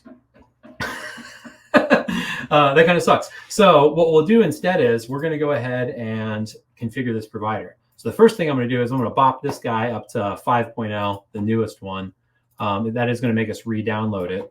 But I don't know what we got in the 4 version. And then I'm going to put in my first provider block and configure this. Now, again, we're doing this all in one file right now. What you'll see in more production code is you'll start to see people breaking this down. Again, in Terraform, a directory is kind of the boundary around your module. So what you'll see very common is to have providers.tf.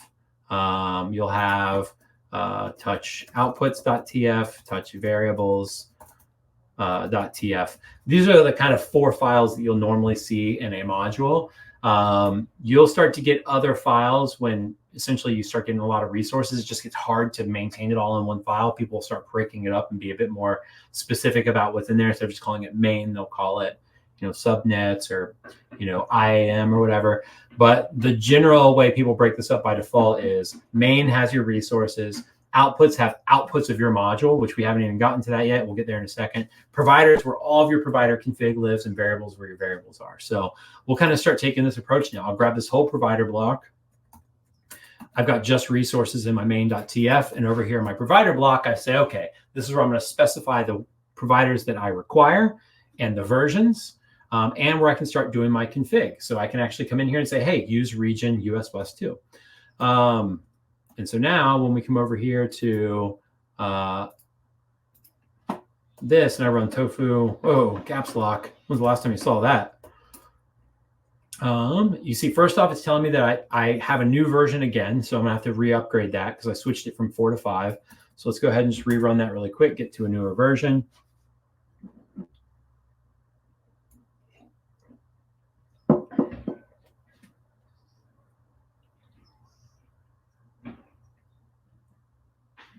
Boop-a-doop-a-doop-a-doop-a-doo. Okie doke. So while that's running, let's go ahead and do this. So there's a lot of different configuration options here. I'm going to, can I share a web page and my, when I start packaging this bucket module up, do I want to hard code that every one of our buckets goes in US West 2? No, I don't necessarily want to do that. And I also don't want to leave it ambiguous to whoever's using it where that thing is, right? Like imagine being back in that scenario where it wasn't hard coded. So what's interesting is you can use variables.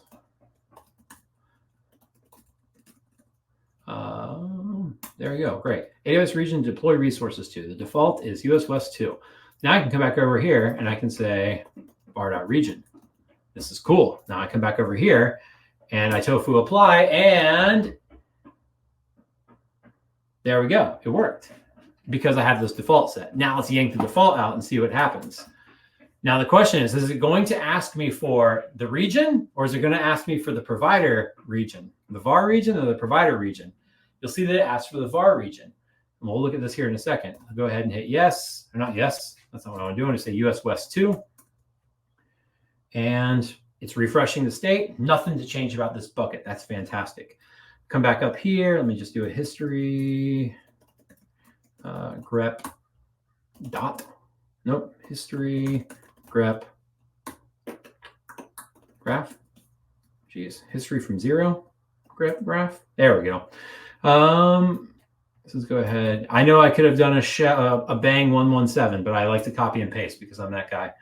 So let's go ahead and open the graph of this now and look at how this is. So you can see the DAG again. So to be able to do this, we're going to go through the AWS. It's going to need to make a bucket. The bucket is dependent on this region or this provider, but the provider is dependent on my variable, right? And so when it prompted me for the region, it didn't ask me for the provider anymore because the DAG or OpenTofu understands that the var region is going to be able to resolve the provider's config, which it can then use to make the S3 bucket. So in this case, I can now say, hey, you know what? I don't want to hard code the region because it's not really flexible as far as like making buckets in other regions. I also don't want to leave it ambiguous where it's up to you to always provide it to the provider.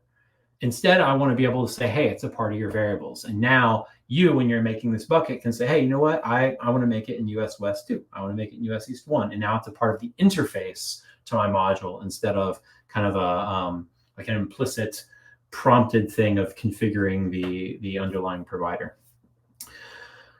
Okie doke. So let's go ahead and do a little more stuff with providers here. So let's switch back to this guy. So we got this S3 bucket. I'm going to just set the default here to US West 2, just so we don't get prompted for that. And we can keep the CLI command short, but again, normally I'd make a tfvars file for this. I'm going to bring in a data resource here to kind of show you some of the stuff we can pull from AWS specifically. All right. Identity current. Cool. So what this is going to do is this is going to hit the AWS STS, Secure Token Service, I think that's what it's called, to figure out who I am. And then we're just going to call this current. This could be main, this, whatever. If you have multiple of these identities, you can put those there. But what this is effectively going to do is it's going to make an API call now when I run this to see who I am, right? So just kind of showing you like all the different stuff that the data API can do in the AWS provider. You can see it ran this. It was able to read who I was in this caller identity. I'm going to go ahead and open the Terraform state here. If you're a security-minded person and you're like, oh my gosh, he's going to show us his user ARN. It is for a throwaway account, so I don't care. But we come back in here, and if we look at this state file, you can see it's got resources here. I'll collapse that. And one of them is a data resource, AWS caller identity, and you can actually see, like, here I am right here doing that request. So it's actually, it did read that and it pulled it back into my state. So what's cool is like that API call to the provider is effectively cached in my state now. That's pretty cool. That's where it's going to pull that value from when I use it here in a second. So now what I'm going to do is I'm going to make a local file, my user, and I'm going to set the content equal to data.aws caller account ID. Let's do ARN. And file name is my user.text. And now when I come back and run this, I'm going to just do a tofu init because I know I need to. So I have to download that local adapter or that local provider. And you can see that it's going to create a local file with my ARN in it. Right. So now what's happening is I've got an S3 bucket that I'm making. I'm checking to see who I am, and I'm pulling that and storing it in the file. So you can see that I'm kind of using the AWS provider to get some information. I'm using the AWS provider to manage a resource, and I'm currently pulling my ARN back here. And I could even do something like that's S3 bucket object. There we go. Bucket key equals my user.text. Love that deprecation reason. And then I'm going to pull this out here, and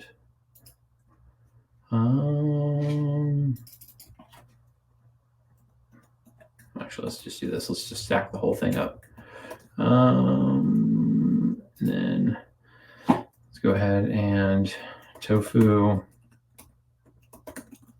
Sorry, I have a hotkey. My caps lock, I normally have it rerouted to bring up a heads up display.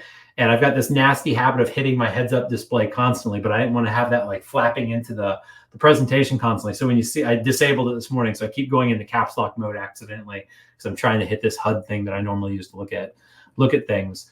But you see in this case, what it's going to do is it's going to write a local file, and then it's going to use that local file as the contents to like store an S3 bucket object, right? So I'm building a pretty interesting little DAG here. So again, let me go ahead and apply this. It's going to put this resource in this bucket. Type yes. There we go. It put a resource in the bucket. I've got this file locally as well. But let's go ahead and do a graph.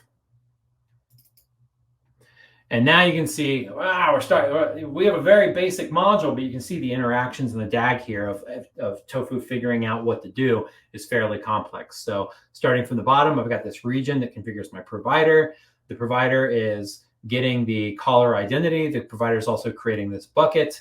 The caller identity is getting written to this local file that is being provisioned using this provider. This S3 bucket object is going to go into this bucket, but it's using the contents of this file. And this is the providers that kicked off those flows. So you can use this graph to kind of like visualize all these references that we're doing. But you can see we've already got a pretty complicated management story of the infrastructure that we're managing here, despite them being fairly simple resources. I do want to show the declarative nature. I'm going to go ahead and take that out. I want to run tofu apply again. And so I removed that object from my code. And what you'll see is OpenTofu is telling me that it's also going to delete it from that remote bucket. Great, that bucket's gone. I want to save some money over here. We're always looking to save money. So we're going to destroy this other bucket while we're right here. Best way to save money is delete your cloud resources. Don't tell your boss. Okay, so that is cool. So we did a fair amount of deleting there. So I want to show one other thing. So we just got a nice little glimpse at providers. So using required providers to kind of pin in the version here. You can put in ranges as well. Looking at provider config. Again, there's a ton of configuration here of like how this provider is going to behave. There's even things called provider aliases. Provider aliases are like next level. What provider aliases let you do is have essentially two versions of a provider configured. Maybe I am doing something that's truly multi-region in AWS. I need a US East version of that provider and a US West version of that provider. You can actually come in here and like set up aliases, and then you can tell each resource which specific provider to use. We won't get into that today. It's a bit like extra high level, but it is functionality. It's there if you need to manage things in multiple regions from the same module. It is possible. So a lot of stuff available in like how these providers are configured, but this is enough to get us going today. So we're going to leave that as is.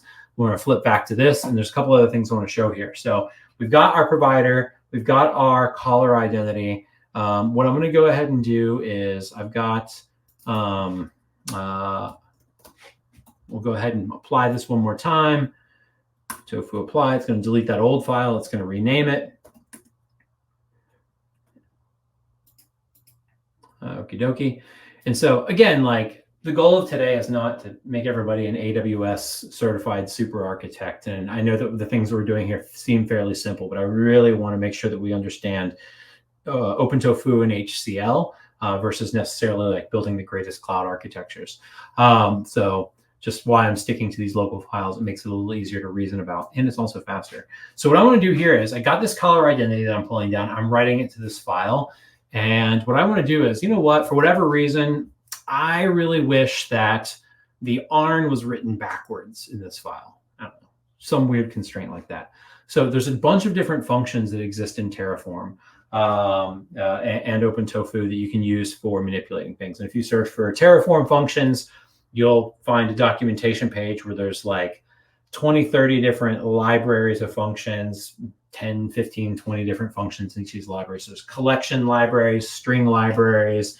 There's libraries for doing like reading files. There's a whole bunch of different functionality that's there. Now, what's not there is a reverse string.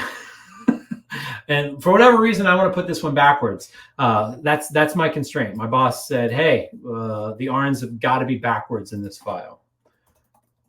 Right? So I want to be able to do, let's call this backwards. Let's call this forwards. Now, let's actually, hold on. Before we do this backwards, I do want to show you something.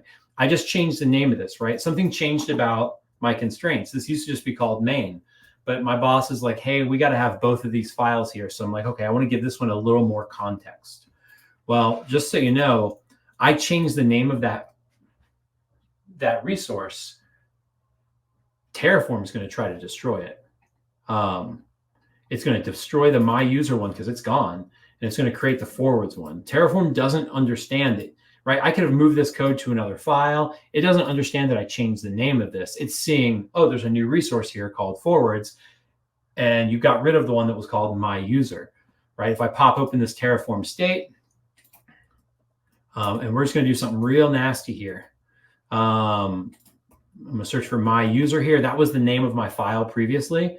I'm going to change this to forwards. Is that what we called it here? Yeah, forwards. I'm going to just change this in the file. Remember, it's a JSON file. You can just change it. There's Terraform state tools to like munge and manipulate your state, but this is just JSON. You can edit this with any language you want, or just come in here and start edit it in VS Code.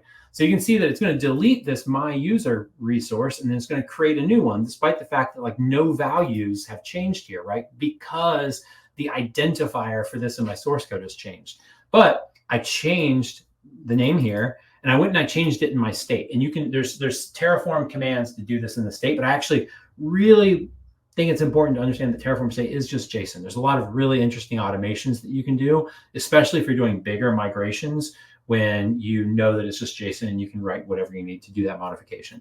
So I'm going to go ahead and do a tofu plan now. And what we should see is there's nothing to do. And the reason why is, despite me changing the name of this resource in Terraform, I changed it in the state. So when Terraform takes my code and takes my variables and takes my state, and it's trying to talk to the provider to figure out what to do, it goes, okay, well, I don't have any new resources to add. I don't have any resources to delete. Looking at the state file, I've got a forwards local file. I'm good to go. So when you do rename these things, the important thing here is you also have to change the name in the state. So if you come in here and your naming convention changes and somebody's like, hey, we don't want to use current, or we've been calling like the main resource this, but we want to switch it to main, or you've just started adding a second like a second of the same resource, and so you want to have more clear naming conventions, you can't just change this resource without destroying and recreating the cloud resource behind the scenes. And it just seems so, it's just one of those things that's innocuous, it's easy to miss. It's just like, this isn't named well, but it has impact. So that's just one thing to watch, and make sure that you're synchronizing that with the state. And there's a whole host of commands on the Terraform and Tofu CLI to manipulate state, but it's just nice, a little nicer to just kind of show it and illustrate it. So let's go ahead and add this second file now. So we're going to call this account backwards. And this is a silly example, but what I want to do is I want to show one more construct and a couple of these functions that exist in Tofu. So I'm going to copy and paste this block so I don't have to type it all out. But what we're going to do is we're going to create this other block called locals. And locals are one of these things, they're relatively new to Terraform. They came in the past few years. I think locals are kind of the unsung hero of really great Terraform. And the reason why is like, this is silly right here. What I'm doing is I'm trying to build a reversed version of this string. So I'm grabbing this, and what you're doing is you're essentially, you can think of these as like local variables or private variables. I'm creating a variable called char list that's a result of something else, right? And so how I'll end up using this is I'll end up saying local dot reverse string. And so what's cool here is I create a local called char list. I don't actually use it anywhere except for right here when I reverse it. What I'm doing is I'm taking the content, essentially the contents of this file, I'm splitting it on every character. So this is now an array of characters. I'm using this reverse function, and I'm referencing this local to reverse it. And then I'm joining it back together on just an empty string to get this reverse string. So I can actually take a series of functions in Terraform. And this one's, again, this one's silly, but I can take a series of functions and I can essentially apply manipulations to it to get to what I want, this reverse string. And you'll end up doing this a lot. And so one of the things I kind of mentioned earlier is you'll see these Terraform modules where there's just like hundreds of variables. And you'll get into those Terraform modules, and you see a lot of these on the public registry. You'll see the AWS VPC one. It's got 120 inputs. But then when you get into it, what you'll see is almost every single variable is just directly mapped to a resource. So you'll end up with something like this. var backwards content. var dot backwards file name, right? And when I see a module like this, where literally every single variable is just routed directly to a resource's attribute, it's a flimsy abstraction. You've just hidden the resources from me behind a different variable interface for your module, right? I like to see modules where I'm not afraid of hard coding a value. Hard coding a value means we've set a policy. This is the value. Encryption is always set to true. Encryption isn't something I'm going to expose to you as a variable that you can turn off, right? And the other thing I'm looking for is big blocks of locals. So what locals are, this is why I said they're kind of the unsung heroes. People see them and they're like, hey, it's a way for me to like manipulate a variable or an output of another resource. And what I see locals is, because you can do maps, reduces, you can work on collections. I see locals as a way for operations engineers to take their expertise and kind of package it into a module. You can do things like here, like we have a module where we do CIDR calculations in locals. So we'll actually say, hey, I want to make a new VPC. I don't care what the CIDR range of it is. I just don't want it to conflict with any other VPC that we have in case we need to peer in the future. And so we have a module that we use internally at MassDriver that will use the data source to go look up all of your VPC CIDR ranges. And then it uses locals to do subnet math to find a CIDR range that's non-conflicting. Now, you might be hearing that and thinking, well, that's a whole heck of a lot of stuff to like put into a Terraform module. Sure. But anybody that uses that Terraform module where they might need a network, they don't care about the CIDR range, doesn't have to care. And we know as the operations team that they can get a network, they get to focus on the number of IP addresses that they want, and they never have to do CIDR math. They never have to go and look at all of the different VPCs that we have to make sure that the ranges are non-conflicting. We've actually taken policies of our business and our team's operational expertise, and we've packed them into these locals where it's like, hey, you just put in the number of IP addresses that you want in your network, and we will do all of the math and all of the function calls and all of the data calls inside that module to make sure that you as the user can get what you want without having to be an AWS expert.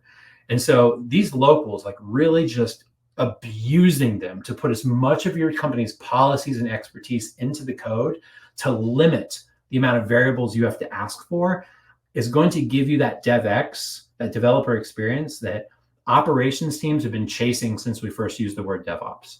If we're constantly pushing all of the burden of a module onto the users of that module, they have to learn a ton just to do their jobs. But if you can give a module to somebody with a very simple interface where you've used locals and functions to kind of codify your expertise, that's a 10x engineer. Like that really gives an operations person the ability to extend their powers to other people. And so I love abusing these things. This is a very silly example here, but what's nice is I can just say local.reverse string. And what did I have this? So I'll just call it file name. We'll call it backwards.text. I come back over here. I'm going to go ahead and do a tofu plan. And what you'll see is, you see my ARN is backwards here. So tofu executes, it looks at the locals, it figures out this DAG. Let me go ahead and rerun the plan really quick. Bing, you see that this looks a little bit different now. And now you can see my locals are brought into the mix, right? You can actually see all of the logic that's being applied to this string to result in what I'm looking for. So the region configures this provider. The data is now able to get the caller identity from the provider. The local forwards file that has my ARN in the right direction is pulling that information from this data block. And then you can see the locals are splitting this up into a character list, reversing the character list, combining it back into a string, and then it's getting written into this backwards file, right? And so, man, there's nothing I love more than opening a Terraform module and just seeing a big stack of these locals when you visualize it, because that tells me that somebody has put in a lot of computations to like build up some logic. And that's what I'm looking for. I'm looking for a module that's easy for me to use, that somebody's expertise is baked into. So that's one of the things I love to see in a really good module. But yeah, we can apply this now. We'll do a tofu apply. Oops. Hit yes. And there we go, LS. We can see we got a count and we got backwards. All my files are there. I'm going to go ahead and do a tofu destroy, and we might get an error on the S3 bucket here. Wait, does this one have an S3 bucket? Oh, no, this one's just files. Never mind. I was going to say we might have gotten an error on the S3 bucket. Cool. So that's destroyed. So we've been able to look at resources, providers, data, variables, locals. There's one more primitive I want to show you that is in Tofu, and that is something called outputs. And so I'm going to go ahead and remove these blocks over here. I'm going to come over here. I'm going to output, and I'm going to put current user ARN. This is a silly output, but I'll go ahead and do it anyway just for illustration. And we will go ahead and do a Tofu plan. Type yes. And what you'll see is at the end, now we actually have in my UI, we've got some outputs that are coming back here. And that is the current user ARN. So these outputs are interesting. These outputs are interesting because you can see right here, and we're going to see some really interesting outputs here in a couple of minutes. This is very helpful for me to understand what was created, what's going on. I can actually output as much stuff as I want. I can output complex things like maybe I just want the current user. Let's go ahead and do this. Just grab the entire current caller identity. These again also have to be unique per all the outputs. I'll go ahead and run this one more time, and we should see two outputs here now. We see the actual ARN because I referenced it, but I also just referenced that block, that data block coming back, and you can see it's giving me a bunch of information now about this current user. So you can have pretty much any data structure that you want there coming back in these outputs. And so what they're used for is a couple of things. One, just letting you know the person that ran it, some important information there. Maybe that is the VPC ID that you created. So you're making a new VPC. You need to be able to give that VPC ID to maybe a database or a Kubernetes cluster. You need to know what the ID is. The other thing that you can do with outputs is you can actually have multiple Terraform modules that are able to pull information from each other. So we looked at the state file earlier, and I don't want to like go too hardcore into like every field or whatnot in here. But the general idea is when you open this up, you'll see a couple of things inside the state file. So you see like versions.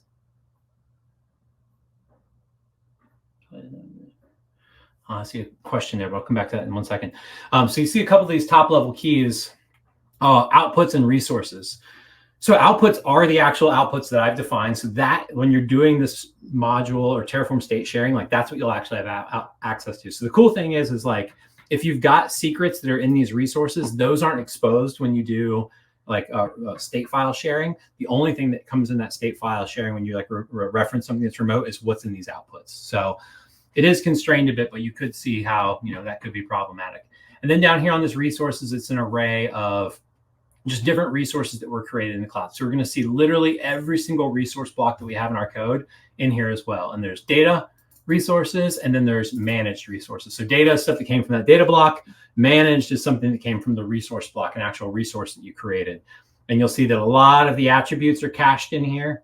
So as the provider's interacting with that cloud, the cloud or that API, in this case, my file system, it's responding with a bunch of values that are in this provider. The providers themselves can also augment that, right? Like when we write a file to disk, the POSIX isn't returning all these SHAs. What's actually happening is it's returning that it was a successful command, and the local provider is calculating all these SHAs on the value, right? So the providers can kind of add some additional attributes to it, and all of those are what's available on your resources as outputs to reference. And that stuff all kind of gets cached in your state file as well. And so where this starts to get useful is like looking at the state file is something I would encourage you to do. Like, I don't know that you should necessarily be in it editing all the time, but I think especially when you first start getting into Terraform, like if you start Terraform and Tofu, if you start with something very simple like local files, which is just easy to reason about, you're not thinking about cloud, you're making a couple of resources, you look at the state file, it can help you kind of start like piecing it together, right? So I would say look at these, get familiar with it while you're playing around with the tool, make some changes, see the things happen, and then go look at what happens to the state just so you can kind of get an understanding of how that flow works. But other things you can do with the state, again, the state's just going to be sitting right here. tofu state -h, you can see that there is this state command. So what this state command does is it does a lot of the work that you would ever need to do on your Terraform state in the case that you're resolving drift, you're removing resources. And so the first one we'll see is tofu state list. And that's just going to list all the things that are in there. So we saw that, right? We saw the data block. We saw the local file block. This is just telling us those top level things. There is this Terraform move command or tofu move command.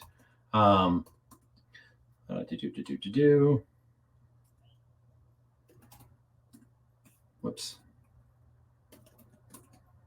And so what this tofu move command will allow you to do is move resources around inside the Terraform state file. So what does that mean? So if we come back up here and we look at this list one more time, you can see that I've got this local file .forwards, right? So let's come back over here and we'll look at this move in 1 second, but let's just call this account again.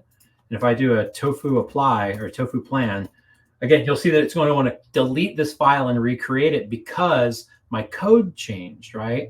My declarative code saying I have a file that is called account.txt. I refer to it as forwards. Well, I got this other account.txt file that I'm referring to as account, and this one went away, like my code changed. Again, Terraform doesn't know that the code is changing. It just knows that the forwards code is no longer there and this account code is there. So it's going to destroy it and recreate it. Now, if this was a database and I was just trying to rename the Terraform or the OpenTofu resource name for it, this would be very, very bad. I don't want that to happen. And so what you can do is you can use tofu move to move the source to a new destination. What did I call this thing? Account.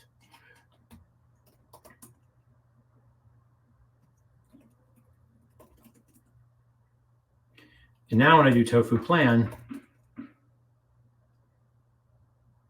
nothing to do, right? So I changed my code. And since I changed my code and changed this thing, I also have to synchronize the state. So we did this earlier where I just hopped in the state and edited the file. But this move command lets you say, okay, take all that data underneath that key and just move it to this other key. If we look at some of the other commands here, you'll see that there's pull and push.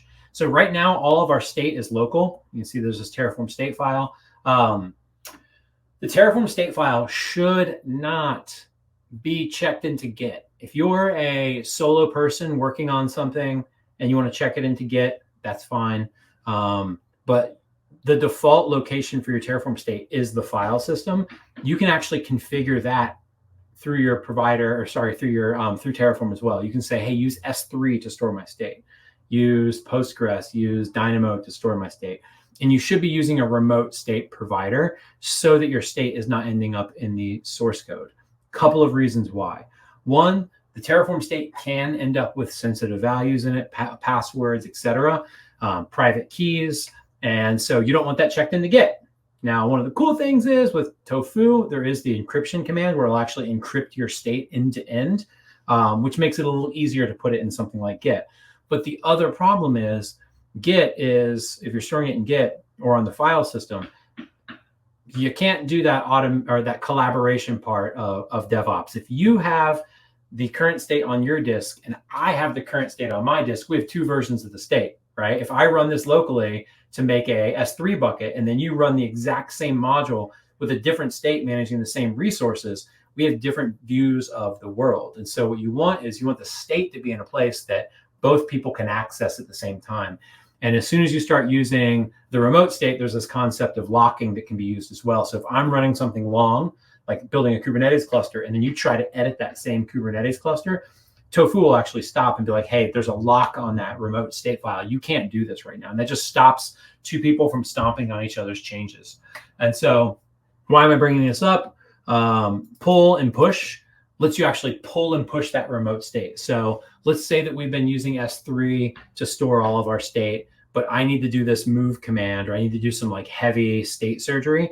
I can do tofu state pull, and then it'll bring that remote file down locally so I can make changes to it. And then I can do tofu state push, and it'll push it back to where it goes.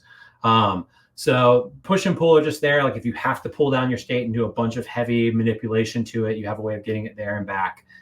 You also have this replace provider that lets you swap out the providers. So if you are using Terraform today, but moving to OpenTofu, Your state file remains the same, your code remains the same, but the providers actually changed. They came from a different source. So you have to change the provider because they're, despite the fact that they're all built by Terraform and the docs are there, when they come through the OpenTofu registry, they're signed using the OpenTofu keys and whatnot. So you actually have to change the provider despite the fact that it's exactly the same because it comes from a different source. So you can use replace providers, like swap out where your providers are coming from. Remove will actually remove stuff from the state. So let's say, where would you use this? Like, let's say that I'm refactoring how my Terraform modules work, and I've got a resource in here. You'll actually see this. It's in a lot of, you'll see this in a lot of older modules. You'll see something like, it'll make the, I am screen sharing, right? I just had this like minor nightmare that I haven't been sharing. Okay, I am cool. You'll see modules that sometimes will make like a network and a Kubernetes cluster, right? Because like, yeah, it's like, oh, it's my shared compute environment. And then a year or two down the road, you're like, man, I really wish that VPC was in a different module. The thing that sucks is the code is declarative. I mean, it's great, but if this was a VPC and I just removed it and I run tofu apply, what's it going to do? It's going to delete the VPC. That's not what I intended. I just didn't want it in my code anymore. And so what you can do is I can remove that. So if I do a tofu plan here, it's going to tell me that it wants to delete my account.txt file. I need this file, though. I can't have it go away. So I can use tofu state remove. Now, when I run that tofu plan, it's going to tell me there's nothing to do, but my cloud resource is still there. So remove isn't removing the resource. It's just taking it out of your state. So if you do have to do a heavy refactor and you don't want the next apply to destroy something that you've moved to another module, you can essentially remove it from your state file. Now, Terraform has no idea that it's managing it. There's nothing in the code. There's nothing in the state to say so. And now I can push that same value into another state file. So I can make a new VPC module someplace else, and I can just start essentially taking the yarns and like the resource names or IDs in Terraform and just kind of putting that into my state file so I can rebuild my state someplace else.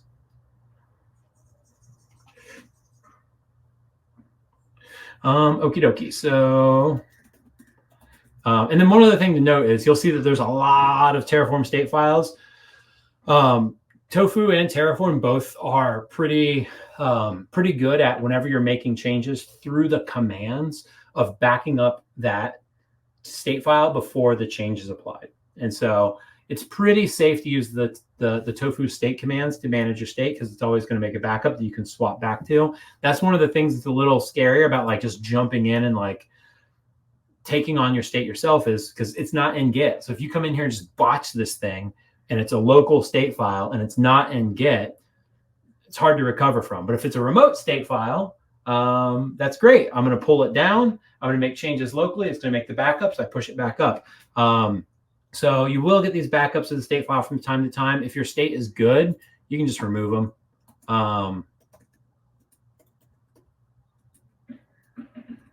Just walk them out of there. Tofu plan should still be clean. So that's state in a nutshell. So who's ready to start building some EC2 instances? Let's give it a go. So what we're going to do is we're going to make a, sorry, I'm just looking at my notes here. So we're going to make a an EC2 instance, and we'll just have it run Nginx, the Nginx Docker container. Again, the goal here isn't to build like an EC2 instance that can survive the apocalypse and InfiniScale. I really wanted to just get like the simplest thing up and running that we could hit and see working, and then kind of focus more on the code. So let's go ahead and start to build out this EC2 instance. So let's do this. Okay.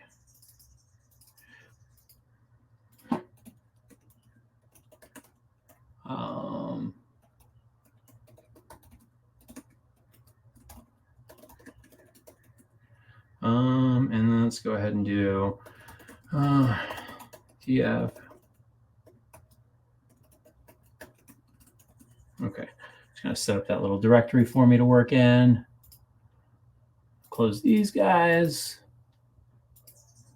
And then we'll go ahead and bing, bong, boom.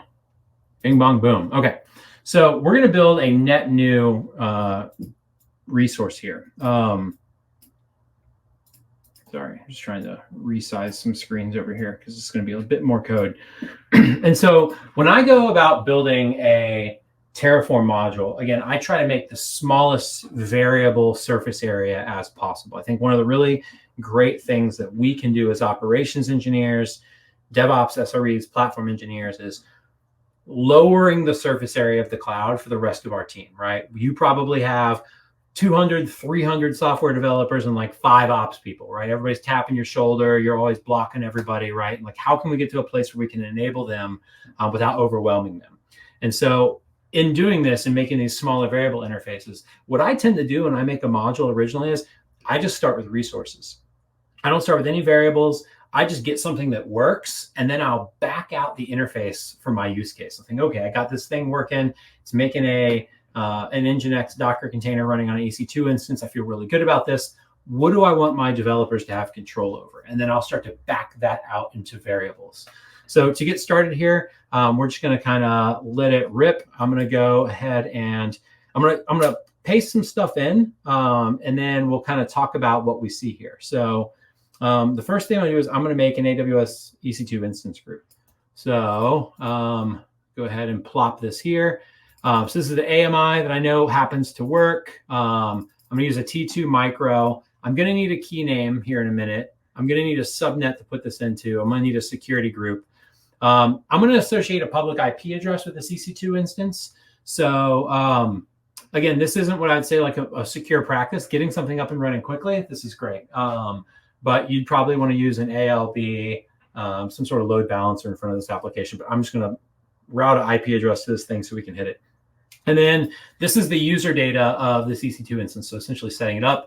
And I'm just updating Yum, adding Docker, and then we're going to run Nginx here. So I'll go ahead and take this stuff off. We'll come back to that in a minute. We're going to run Nginx here. So I want to get the simplest example of this to get going. So this looks pretty good. It's going to fail, but I'll show you why it fails here in a second. So let's go ahead and do tofu plan. Okay, I got to initialize it. That wasn't why it was going to fail. It's going to fail for another reason, but we'll get there in a second. So when we go ahead and plan that, now, again, the provider is just going to kind of magically happen, right? Because I've got my AWS profile set up locally, but we want to go ahead and come in here and actually like add the providers. So I'm going to go ahead and set this up. We're going to use the var region like we did previously. I'm going to go ahead and just hard code this to US West 2 for now, though, but we will get there. And then I'm also using one more provider config for AWS, which is default tags. And it's essentially tags that it'll put on every single resource. I'm just putting this here. So as I'm putting stuff into the cloud later, I need to clean stuff up. I realized where this EC2 instance came from. So I'll put this here now. So outputs and variables are both empty for now. We'll come back to those. Providers has got my provider in there. This is all set up. I do want to go ahead and use the most up-to-date version of this, though. So let's go ahead and throw on the 5.0 provider. Right, so now I got a decent provider config going here. This looks like it's initialized. Let's go ahead and do a tofu plan. I think we're still going to get an error. Yeah, we are, because I forgot to put that version in there before I downloaded it. Oh, shoot. Sorry, guys. I meant to put 5.64. Okay, let's do this again. So this tofu plan is still probably going to fail. I hope it fails. Oh, no, it won't fail. I know why it's not going to fail. It's not going to do what I want, but it's going to, I think, want to plan it. So went ahead and did that. And what you see is like, whoa, there's like a whole bunch of attributes in here for this resource that we didn't mention. Well, these are all the attributes that the provider knows about. The AWS instance knows about all of these different providers, and it's going to be able to figure out most of this stuff after it does the application when the HTTP API responds from AWS. So it's one thing to change here. I'm going to go ahead and run this now. We're going to destroy this again in a little bit. We're going to destroy this again in a little bit, but I'll just go ahead and apply this for now. It's going to put it in the wrong. It's going to put it in a VPC that I don't want it to be in. That's what I'm just kind of cautious about right here. So since I didn't tell this EC2 instance, this is a little bit of AWS stuff, but since I didn't tell this EC2 instance where I wanted it to go, it goes into the default VPC in AWS. I generally recommend people build their own VPCs so they can put their constraints on it rather than take the default one, but it's fine for this case. What we're going to see in a little bit is I'm going to import some resources from a running RDS database that we're going to connect to. And that's in a VPC that I created previously. So we'll destroy this and put this in a different VPC later. But you can see that this came up. That's cool. If we were logged into my AWS console, I'd be able to see this EC2 instance. But right now, y'all just kind of have to trust me that this thing exists. There's no outputs here that give you any information besides that this one thing was added. So what I'm going to do is I'm going to come back over here. I'm going to put an output on this thing. And let's go ahead and do the instance URL. So you can put descriptions on your outputs as well. And what I'm going to do is I'm going to reference the AWS resource, this resource, public IP address. I'm going to throw an HTTP on the beginning of this. And I'm going to go ahead and rerun this. So what's cool is nothing's changed about my code. For on Tofu plan, nothing's changed about my resources. So it's going to say I have nothing to do. You can see that it was able to calculate this new output though, right? Okay, that's cool. I got this new output. Let's go ahead and I'm going to open this locally. See if I got Nginx running yet. Might take a minute. Sometimes it takes a couple of minutes to download the containers and all that stuff. But what's actually happening is I told AWS to give me a public IP address. Actually, this isn't going to route. I know it's not going to route. We'll come back to that in a second. But oops, sorry, I just closed my console over here. So I told it to associate a public IP address, so I have one that I'm able to reference. Now, I can't get to this, and you all can go to this URL as well. It's probably going to change a couple of times, but the reason this isn't routing any traffic right now is I don't have any firewall rules in here to route this Nginx traffic or traffic to this Nginx container. So what I'm going to go ahead and do is I'm going to add just a big old block of code right now. And again, I'm just trying to keep this as simple as possible to get started. I'm going to go ahead and take this out and just call it app, take out the VPC ID, and let's go ahead and apply this one more time. So I just kind of threw on some rules here. So I gave port 80 access, port 43 access, and 22. We're going to SSH into this thing here in a couple of minutes. But just kind of talk through what's going on here. So making a resource using the security group resource type in the AWS provider. I'm just calling it this. I give it a name and a description. And then what you see is these ingress blocks. This is what we refer to as a block with more attributes. And so what this ingress does is, you'll see that this is a block. This isn't an attribute. How to tell the difference? If it has an equal sign after it, this is an attribute. If it has a curly brace after it, it's what's called a block. And what a block effectively is anything that's if you're familiar with Ruby, this term probably makes a lot of sense to you. But effectively, this block is kind of aggregated into this ingress array or list. And so every time I call ingress, it's adding another resource, like a sub resource, into that ingress block. And so each resource has a set of attributes and a set of blocks that it supports. Not all of them have both. But that's effectively what's happening here is I'm saying, hey, I have an ingress for SSH, and these are the ports for connecting to it. And this is all defined by the security group and ingress resources in AWS's provider. And so I'm essentially just tacking on 3 ingresses here and then 1 egress, letting this thing have access to the internet so that it can download that container. So now I should be able to Tofu apply this again. I might have to destroy that instance and recreate it. I'm not sure. Yeah, we'll see. We'll see here in a second. So you can see that it's creating this second resource. And let's go ahead and I'm going to just see if I can open this guy yet. My gut is it still won't render. I think it probably tried to download the Docker container, didn't have egress access, failed, and we probably have a failed build on that machine. But I'll show you how easy it is to kind of destroy things. Yeah, so I think that's what's going on. Okay, cool. So let's go ahead and just destroy this whole thing really quick. So tofu destroy. It's going to tear down this instance. It's going to tear down that security group. And what I want to do is I want to be able to SSH into this machine to kind of troubleshoot it a little bit. So I'm going to add in a couple of other things as well here really quick. I'm going to add a key pair and add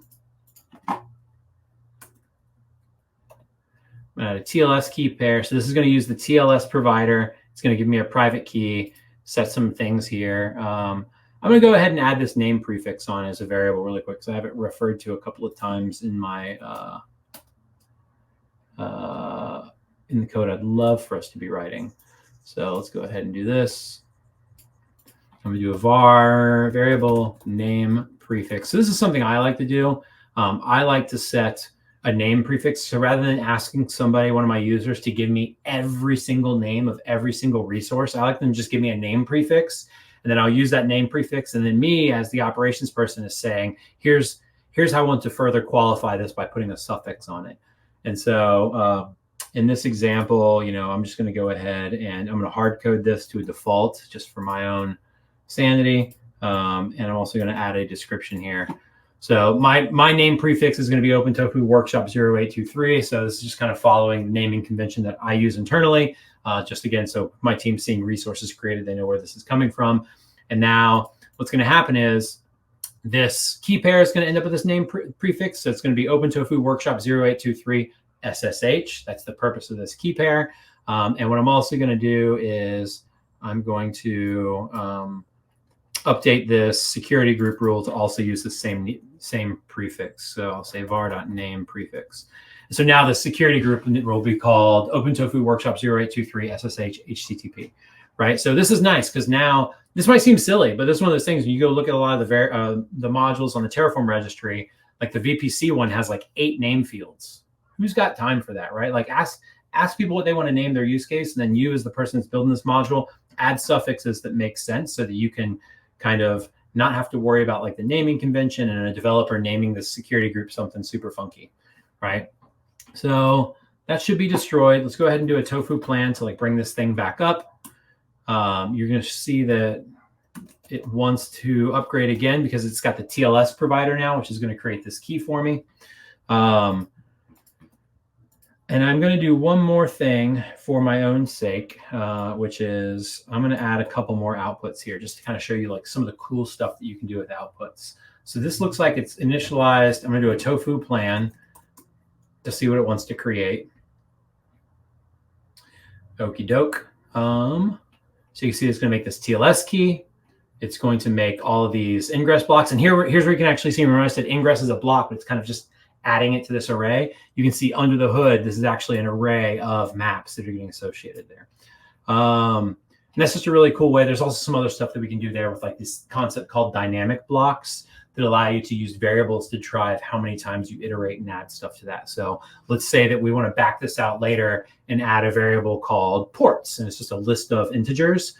There's some really interesting ways of essentially calling that ingress block multiple times, once for each item in that list of ports that we have. And so we'll do that a little later once we get this instance up. So it's going to make the security group. It's going to make a key pair that I can SSH in with, and then it's going to make this instance. So let's go ahead and run that. But before we do, I'm going to add a couple more outputs over here really quick. So I'm just grab this. So I got the URL where this thing's going to come from, but I also want to troubleshoot this guy a little bit. So what I'm going to do is I'm going to add an output, which is the SSH private key that I'm going to make with this TLS environment. I'm going to mark it as sensitive though. And so what that's going to do is it's going to hide it in the output. So it won't just print on the console. I don't want all you guys to see my private keys anyway. So it's going to hide it. And then what I'm going to do is I'm also going to output an SSH command. And so what this is going to do is I've just got some hard-coded values in here that when anybody who runs this module, what they're going to get is they're going to get the bash commands to be able to SSH into this machine. And I'm able to use interpolation to like help with this a bit. So you can see over here in main TF, you know, my user is EC2 user. And so when you look at this output, you can see EC2 user at. I can expose that as a variable. And then I'm doing a reference to the public IP. And so we'll go ahead and run this, and then we'll look at the output there in just a second. So let's go ahead and do apply. Actually, let's do this first. Tofu plan. Let me show you one more thing. When you start using interpolation in your plans, you'll see that you get ambiguous output. So first off, you'll see the instance URL is known after apply. SSH command is known after apply because I'm interpolating in there. It's not just that string. And you can see the private key, whether it's set or not right now, it's a sensitive value. It's not going to show us it. So let's go ahead and tofu plan this bad boy, or tofu apply. Sit back for a second and check, see if there's any questions. Can you please explain the state remove command again with a simple, yeah. So while that's running, I'll go through back to state remove command. So state remove essentially just takes the entry in the state database out. And so Terraform doesn't know about the thing anymore. There's a few places where you want to use remove. Remove is generally, there's one place where you really want to be using remove. It's essentially you've built a module and you've got a bunch of resources that it's managing. If I just delete the resources from the main.tf, remember, Terraform is declarative. So whatever is in that config, when you apply the state and the inputs to it, is you telling the cloud how it should look. So if I take a resource out of that Terraform code, I'm saying delete the resource. But if I'm refactoring my Terraform module, I'm just saying, hey, you know what? We don't want to create keys anymore in the same module. Keys should be created elsewhere or be delegated to you. So we want to take this out. But I don't want to delete this key because it's being used right now. If I do this and I rerun Terraform apply, it's going to delete that key and all hell is going to break loose, right? Now, if I remove it from here, it's still in the cloud if I haven't applied it yet. If I use Terraform state remove and I remove that from the state, when I apply it, it's going to be a clean apply. It's going to say, oh, I don't know about it because it's not in my state file. I don't know about it because it's not in the code. Thus, I will not remove it. So state remove is really used for when you're refactoring code and there's something you no longer want to be in this module, but you don't want to destroy it in the cloud. You just remove it from the code, remove it from the state. Terraform doesn't know about it anymore. I appreciate the question, Kunal. Okie doke. So that looks like it applied. I did not assign the key pair to this machine, so it actually won't let me SSH in. So let's go ahead and tofu apply this one more time. But what you can see, now is it did give me some output. So it gave me the URL. It's told me that this is still sensitive, and it gave me this SSH command that I could go ahead and run to SSH in, even putting in the IP address here. So I'm going to apply one more time because I didn't associate that key to that instance. I think I just named this AWS key pair. Where's that key? Oh, I deleted it from the code. Funny. There we go. Let's put it back in there. Okay, let's apply this one more time. It might delete and recreate that cloud resource, but that's fine. Okie dokie.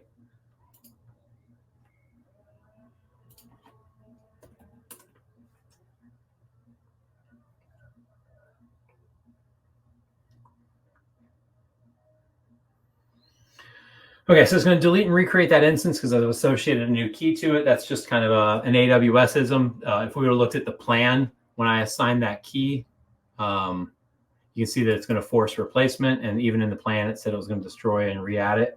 So it should tear that instance down, bring it back up pretty quickly. If you tried hitting that IP address, you're still probably not getting traffic yet. We'll get into that here in just a second, but I want to SSH into this box to show why we're not getting traffic there yet.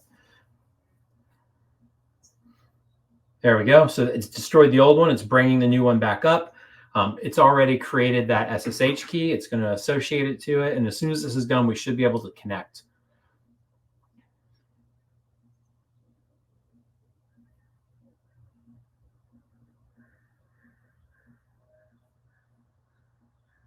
We might be able to connect. We might not be able to connect. We'll see in a second.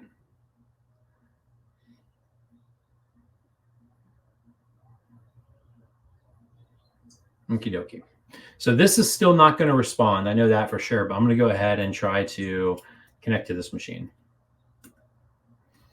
So running this command that outputted for my output, essentially, tofu output will show you the output of your current module. Raw will tell it like you just want like the value, no like JSON or string delimiters around it, and then you can specify the specific key. So I'm doing is grabbing this private key, dumping it to a PIM file, chmodding it to 0600 so I can use it, and then I'm SSHing into this machine.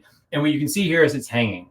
Okay, so now this is outside of Terraform, outside of OpenTofu, outside of HCL. As an ops person right now, I'm thinking, okay, I can't get traffic to this bad boy. I can't SSH into this bad boy. I bet if I pinged it, I probably couldn't even ping it. If I trace route it, it's probably going to drop some packets at some point in time. And so the reason why right now is this machine is getting created. We know it has an IP address. We know that it's being created by AWS. I just can't reach it. So this is kind of where it's like, this is no longer a Terraform problem. It's a AWS problem, and that is that I need to be able to A, associate these VPC groups to it, but B, make sure it's in a subnet that's routable. And so you can see is I'm going to go ahead and add this data attribute on here. And so I have, actually, let's go ahead and do this really quick. I want to see what the bare minimum is to get this thing working. I'm going to just go ahead and try to do this and associate this group to it. Let's go ahead and apply one more time. Sweet. Let's see if I can SSH into this thing now. Okie doke. Rerun this command. There we go. Nice. So now we're on this machine. Oh, look at that bird. I think that's a bird. So let's go ahead and do. Okay. Well, this is interesting. So I've SSH'd into this machine. If we look back at my main, I have a very simple user data. I'm essentially just starting the Docker, installing Docker, starting it as a service, assigning a user, and then I'm running the nginx command. I'm binding it to port 80. But at the same time, anybody who wants to try to hit this HTTP address right now, they're going to see that this does not respond, or I assume won't respond. Maybe it does respond. Hold on a second. Let me double check now that we've routed this. Oh yeah, it does. There you go. You can hit it. I think we'll probably leave this module about like this for now until we do the import. We have to change the subnet when we're connecting to this RDS database, but we're good to go. So if you hit that HTTP, it should work. If anybody wants to fiddle with it, I'll throw it in the chat there. But it's just an nginx dashboard, so it's pretty straightforward. So what we've got is we've got some provider code that's set up the 5.64 US West 2. It's tagged this thing. If I look at my outputs, I'm outputting the URL that we're able to visit. I'm outputting an SSH key, and then I'm outputting just a simple command for me to troubleshoot some stuff. My variables are pretty straightforward right now. It's just a name prefix. And then my main code.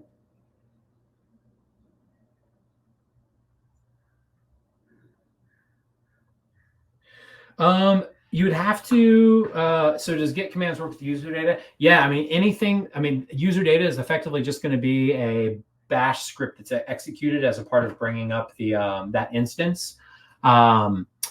You could definitely put Git there. You'd have to do like a yum update and install Git, and then make sure that you have the credentials there to access Git. And then you'd be able to clone that. Sorry, Kunal's asking in the chat. You would be able to do that. So it's probably just a matter of either credentials missing or Git just not being installed. So what we have here is, I'm going to collapse this down really quick. We got a pretty small surface area. So we got a security group, we've got an instance, we got a key pair, and we got this TLS. So this is what allows me to run the instance and connect to network. This is what's allowing me to SSH in.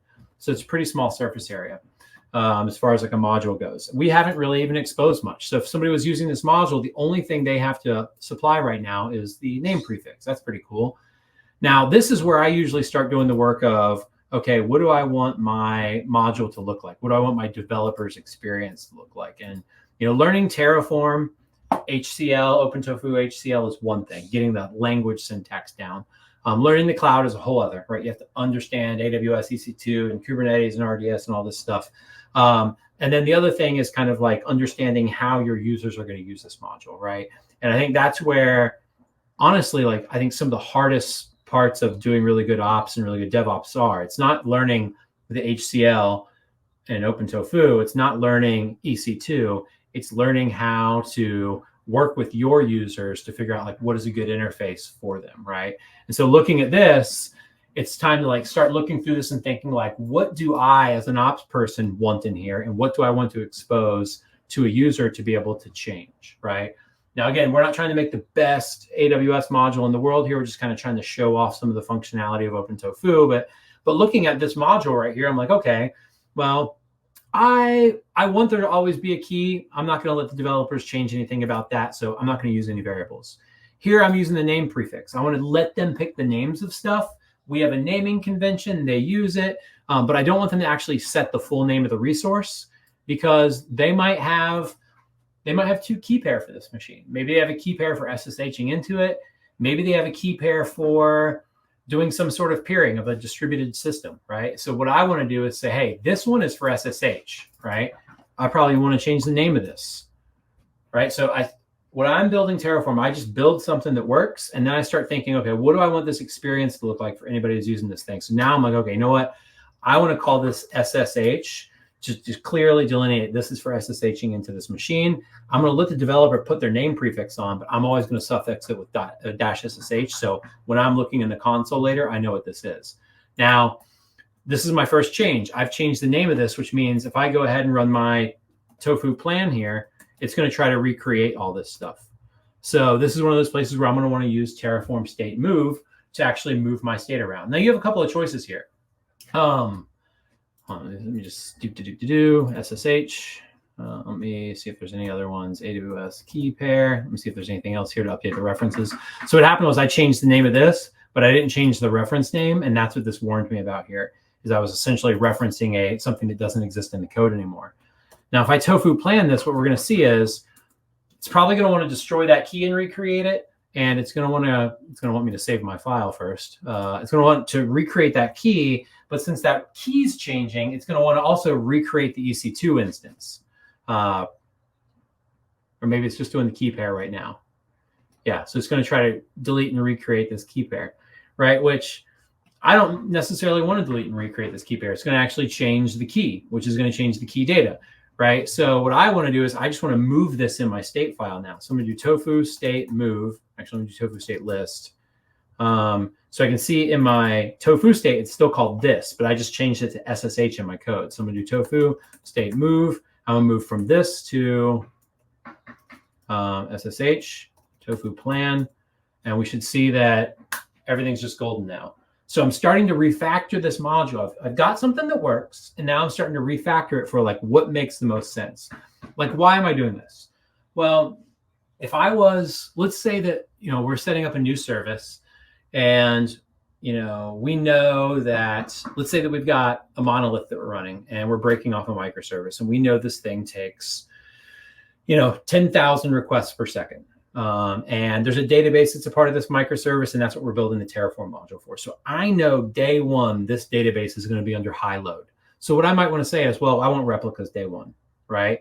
And so the way I would actually do that Terraform is I would come in here, I'd make it primary, and then I would probably make 1 or 2 instances, literally hard code them in here, deploy it, and make sure that all that stuff's working. I can see my Postgres logical data replication happening to my replicas. I'm happy about this.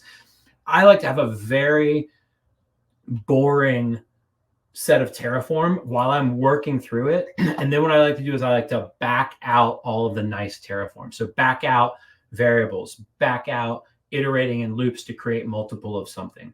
And so I use this Terraform state move command a lot.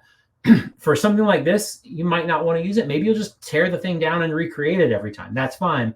When you start getting towards like, hey, I'm testing out databases and I'm building a module around it, and it takes 15 minutes to stand up the primaries, and it takes 10 minutes to stand up the secondaries, then, as I'm just refactoring code, tofu destroy followed by a tofu plan or a tofu apply, right? If I've renamed this thing, now we're talking about an hour of time, right? And so that move command becomes really nice as you're refactoring and like building out this module to make it where you don't have to like recreate these resources because it's changing. Now, if I'm doing something very local, very scratchy, something that's totally just trash, I'll just destroy and apply all day long if it's fast, S3 buckets or something like that. So we use this move command because we didn't want to wait for this instance to restart.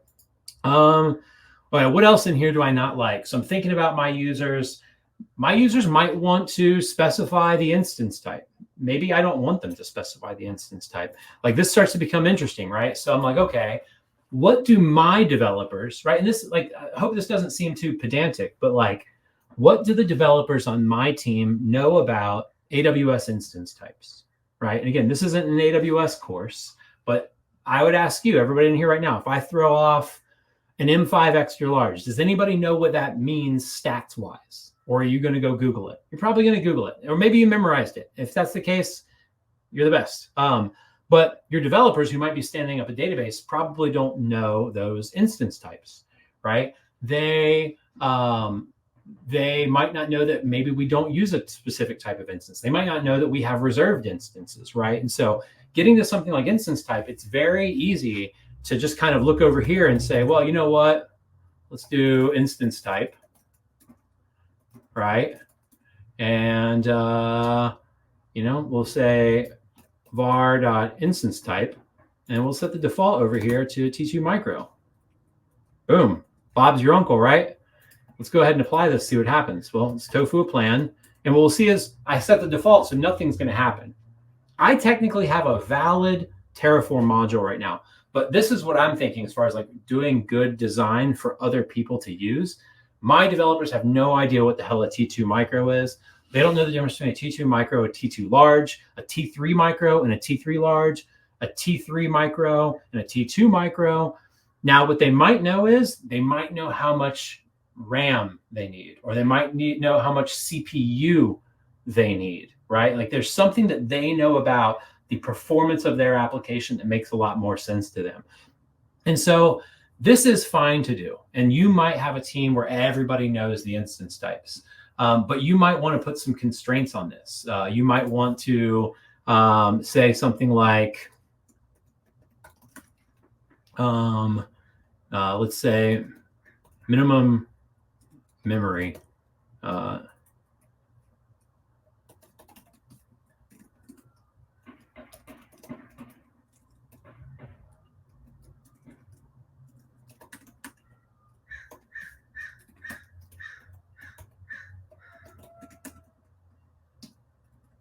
Yeah, great, right? Now I come back over here to this. I'm like, well, shit, I need an instance type. There's nothing in AWS that maps memory to instance type. But you know what? Our team has preferences about stuff. We say, hey, you know what? We don't like using burstable class AWS instances because we don't want to run out of burst credit. We know that this service and the apps that we deploy need a base level of compute or IOPS or throughput or something like that, right? And so this is where you can start to look at locals. You can start to do some really cool stuff. So you can do things like we could make a map here of the different instance types and how much RAM that they have. And we could use looping and functions and stuff like that to let developers think in megabytes or gigabytes of memory, but we map that to an instance type over here. And so we can do things like this one's going to be really very, very, very, very naive just to keep this simple. But let's do memory to instance map. Now, that's funny. That was a funny autocomplete. It's not real. So now we can do is let me actually just see T2 micro memory size. I don't think it's actually 8. I think it's it's 1. Right. So again, I'm trying to keep this very, very simple here at the same time. So now I can do something like local dot memory to instance. Now, if I rerun this,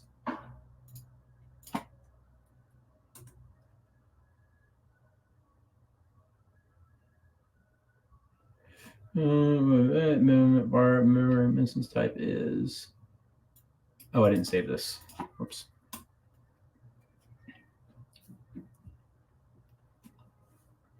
Right, and so now nothing has changed, right? But now the interface, I can get rid of this this instance type here that we're not using anymore. Right now, the interface that I'm exposing to my developers is an interface that I know that they're going to be familiar with, right? And I think that's one of the things that's the hardest part about doing good Terraform or OpenTofu module design is it's very easy for us as the operations engineer to say, hey, I know what this means. I know what this value is. I know what to put here. and just kind of expose more and more and more and more and more until you overwhelm somebody. But if you can take the time to think like, hey, what is the interface that my developers want to see? Like, what do they know? And I can start putting some of my expertise in here now. So now I can say, well, if they want 1 mega, or if they want 1 gigabyte of RAM, maybe it makes sense to use a T2 micro. Like, that's not a lot of RAM. Well, actually, that's a ton of RAM for an application, but there's other stuff running on this machine, right? But now I can start to say, we use this specific class, and if they ask for 128 gigs of RAM, well, then we're actually going to use one of these massive, maybe like R5s or something like that, right? And maybe I want to keep them away from metal. I actually saw this happen at a company once where a developer could put in their instance types, and they entered, the X class? Is that the metal class in AWS? And they spun up like 8 machines that were like $50 an hour or something like that, and they had no idea. But their product worked. What didn't work was about 3 months later, the person managing the budget for that project was like, why is our compute so high? And then we go and look and we're like, oh crap, they have a bunch of metal instances deployed, right? And so that person didn't know. They were just kind of flipping through stuff. They picked something and put it in there, but there was nothing in our Terraform that like stopped them and gave them guidance. And so this is one of the things I love. And there's other tools that you can use for this too, to like apply policies to stuff. Sure, you can say, hey, you can't use metal, but saying, hey, you can't use metal hasn't guided that person. They're still looking at a bunch of different instance types in AWS trying to figure out what to use. So you can think about the constraints that they think about and put it in their language. It's going to make these modules easier for them to use and easier for you to kind of update, right? Let's say that T2 micros get deprecated. What do? Do you go find every single invocation of this module and update the values that go into it? Or can you come into this one module and say, hey, everybody that wanted 1 meg, they're getting the T3 instances now. And you change that. And now everybody's going to get new instance types. They didn't have to think about it. You didn't have to chase anybody down, and nothing about their view of the world has changed. So this is what I really like to see, how I really like to design things, is focusing on these locals and packing up as much logic as you want in here. This is a very naive one. You might want to do a reduce across like memory and CPU to find like the right size, but that's just kind of to illustrate there. Something else we might want to do is maybe we want to expose the ports over here.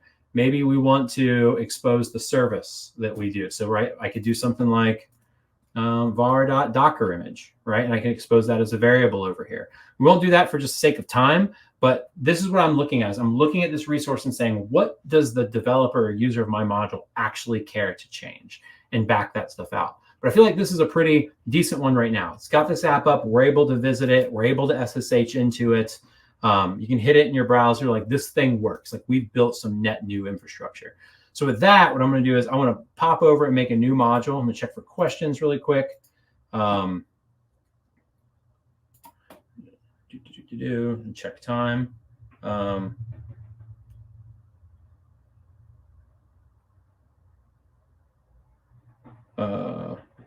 Sorry, I had lunch plans at noon. I'm pushing that back because we're rocking and rolling here.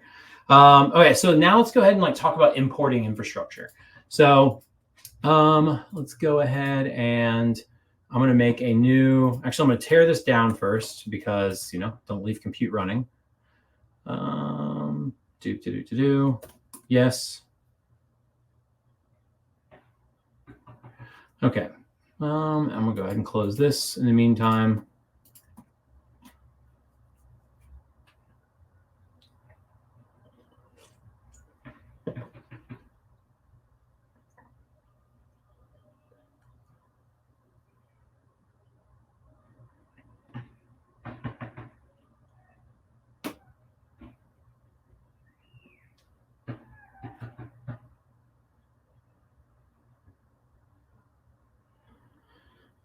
Okie dokie. Creation.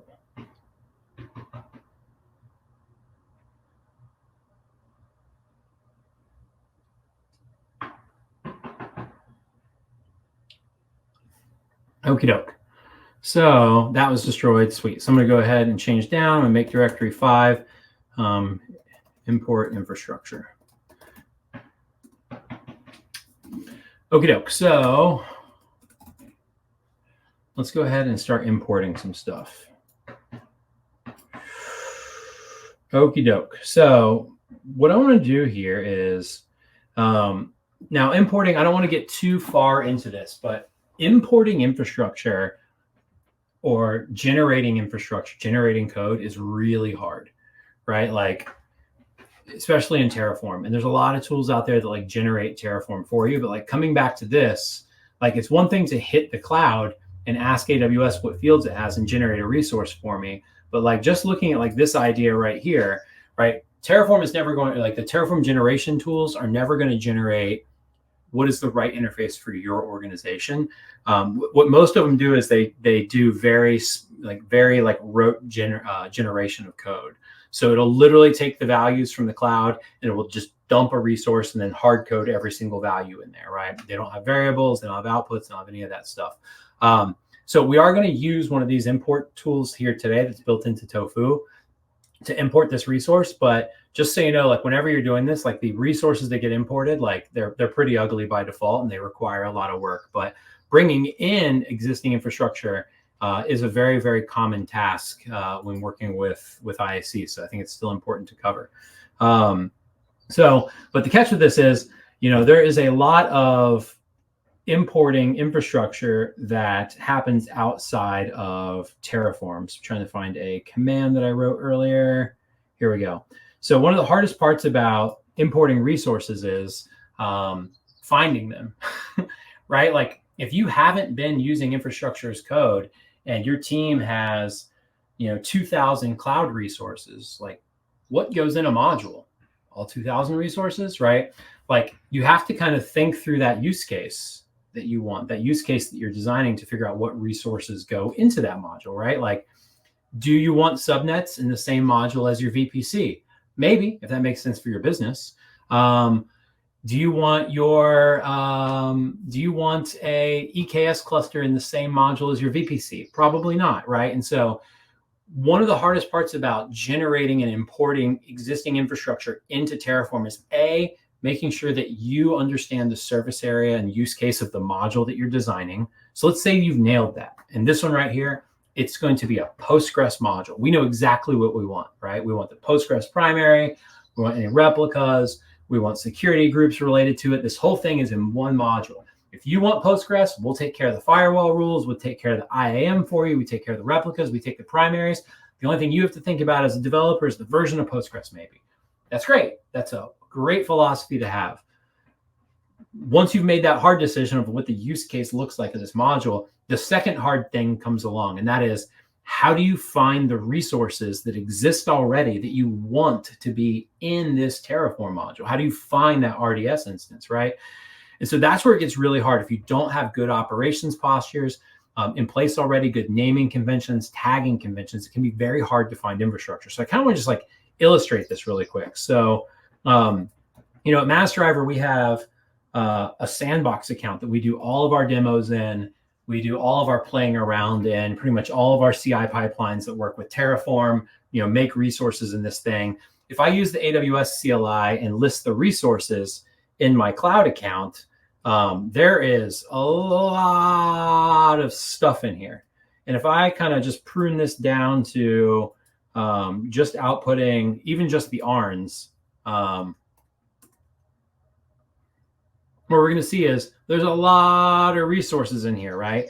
And so like listing things from the AWS CLI or hopping into the cloud's console to like find the resources is very hard to do. And so one thing that I would suggest, if you're starting to go through the process of importing infrastructure and generating IAC, and you got a bunch of stuff in the cloud already that you're trying to get under control, before anything else, come up with a good tagging convention. It's boring, this sucks, but you're going to spend way more time hunting and pecking for resources if you don't have a tagging convention. It's going to take you time. It's going to be tedious, but I would go in and tag all of your resources first, come up with a good convention, tag them. And what you'll find is now you can kind of zero in and find the things you're looking for.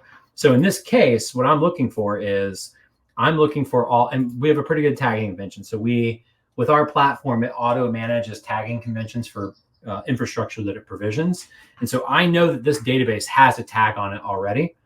And if I do AWS resource groups, get resources filters, and I filter by the MassDriver package ID using this package identifier, says package ID is a key that we decide to put on every resource that we manage. And then this is the the unique identifier in the mass driver internal database of every single thing that we manage in the cloud, I can use this to literally see everything that is tagged the same, right? So I know that all of this stuff needs to come into my module, right? I am already, by having a good tagging convention, I'm 90% of the way through generating infrastructure as code and backing out existing cloud resources to infrastructure as code. If you don't have a good tagging convention in place, you're going to end up opening a spreadsheet up. You're going to end up opening up the AWS console, and you're going to be clicking for hours through every single resource, every single region, copying the IDs over to a spreadsheet. The best thing you can do is just go in there and just do a full inventory of what do we got? What do we have in AWS? Who does it belong to? What class is it, et cetera, and go through, put a tagging convention on there. And now what you can do is you can come back through here and say, okay, I want to filter everything by the data team, or I want to find all databases, or I want to find like everything that is the applications data plane, application fours data plane or whatever, right? So when you go through and catalog this stuff, it makes it a lot easier for you to find it. And so here, like, this is great. Like, I've got a good starting point for starting to bring in this database. And so what I'm very specifically looking for in this scenario is this cluster ID right here. And this is what I'm going to use to do this import.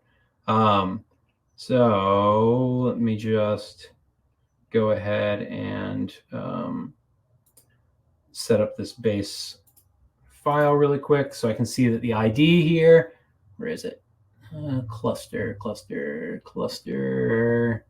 Here we go. So here's the ID of the thing that I'm looking for. So what we'll start with here, that's the wrong repo. Oh, I didn't touch anything in here yet. Touch main.tf. So importing resources into Terraform, there's actually some pretty interesting stuff here. So I'm going to remove this main TF file. I'm going to start with a import TF. And so what I'm going to do is I'm going to say, so I know what I want. I want to bring in this database right here. And I know what I want to call it. I want to call it, it's going to be an AWS RDS cluster, and I want to call it main, right? So I don't have any code yet. I just have this resource that I know I want to bring into code. And so what you see is this is actually just Terraform here. Pretty cool, right? So I can come over here. I can run tofu plan, tofu init. It detected that it needs this AWS provider. Again, I can put in the provider as well. I'm just going to try to focus on the import flow for now, but it's going to set up my lock file and all that stuff for me. So that's great.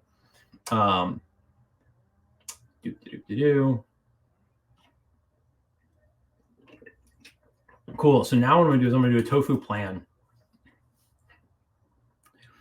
And I have that import block in there where I put the ID of the cloud resource, and I put the provider's resource type and the provider resource name that I want it to import into. And so you can see is what it's saying right here is the associated configuration for AWS RDS cluster does not exist. All target instances must have an associated configuration imported. So what this is effectively saying is I've defined what I want to import. I want to import this database and I want to store it in like this block of code, but I don't have a resource defined for this yet. I don't have resource AWS RDS cluster main defined in here. And that's what it's effectively saying, right? So let's go ahead and define this thing really quick.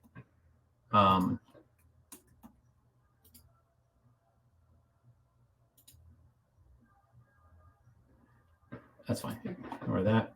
I'm going to run tofu plan, and you'll see, hey, the engine's required. It's like, oh my gosh, okay. Well, what, right? So like now we're thinking, okay, well, what is the engine? What is the engine of this? Now I'm back into AWS console. What's the engine? Oh, it's Aurora Postgres. Okay. Well, there's this new feature in Tofu and Terraform. You can just take all that code stuff out altogether. Just keep this import statement that I want here. And maybe even hop back over here and try this new command out and see what happens. So what I'm going to do is I'm going to do tofu plan like I just did, where it told me that I'm missing code. And I'm going to say generate config out main.tf. So now what's going to happen is I've put this import statement in here that I want, and I don't have any code, and I have a state file that's empty. So what's happening is when plan is starting up, it's communicating with the AWS provider. It's saying, I don't have this thing, but there's an intent to import. The AWS provider is now going out to the AWS API. It's looking up this resource by its ID. It's finding all the values that are on this resource that are stored in AWS, well, the provider also knows what the resource looks like in Terraform. So it's taking that value that we'd normally just map back to the state file, and it maps it back to actual resource code. And by using this feature right here, what you'll notice is now I've got this main.tf, and when I opened it up, it generated all of the code for me. I didn't have to go there and copy every single one of these features out over and over and over and over again. I just got this thing. Super easy. Tofu apply. And so it generated the code for me. Now what this tofu apply is going to do is it's going to finish the import, and it's actually going to, so that plan generated the code.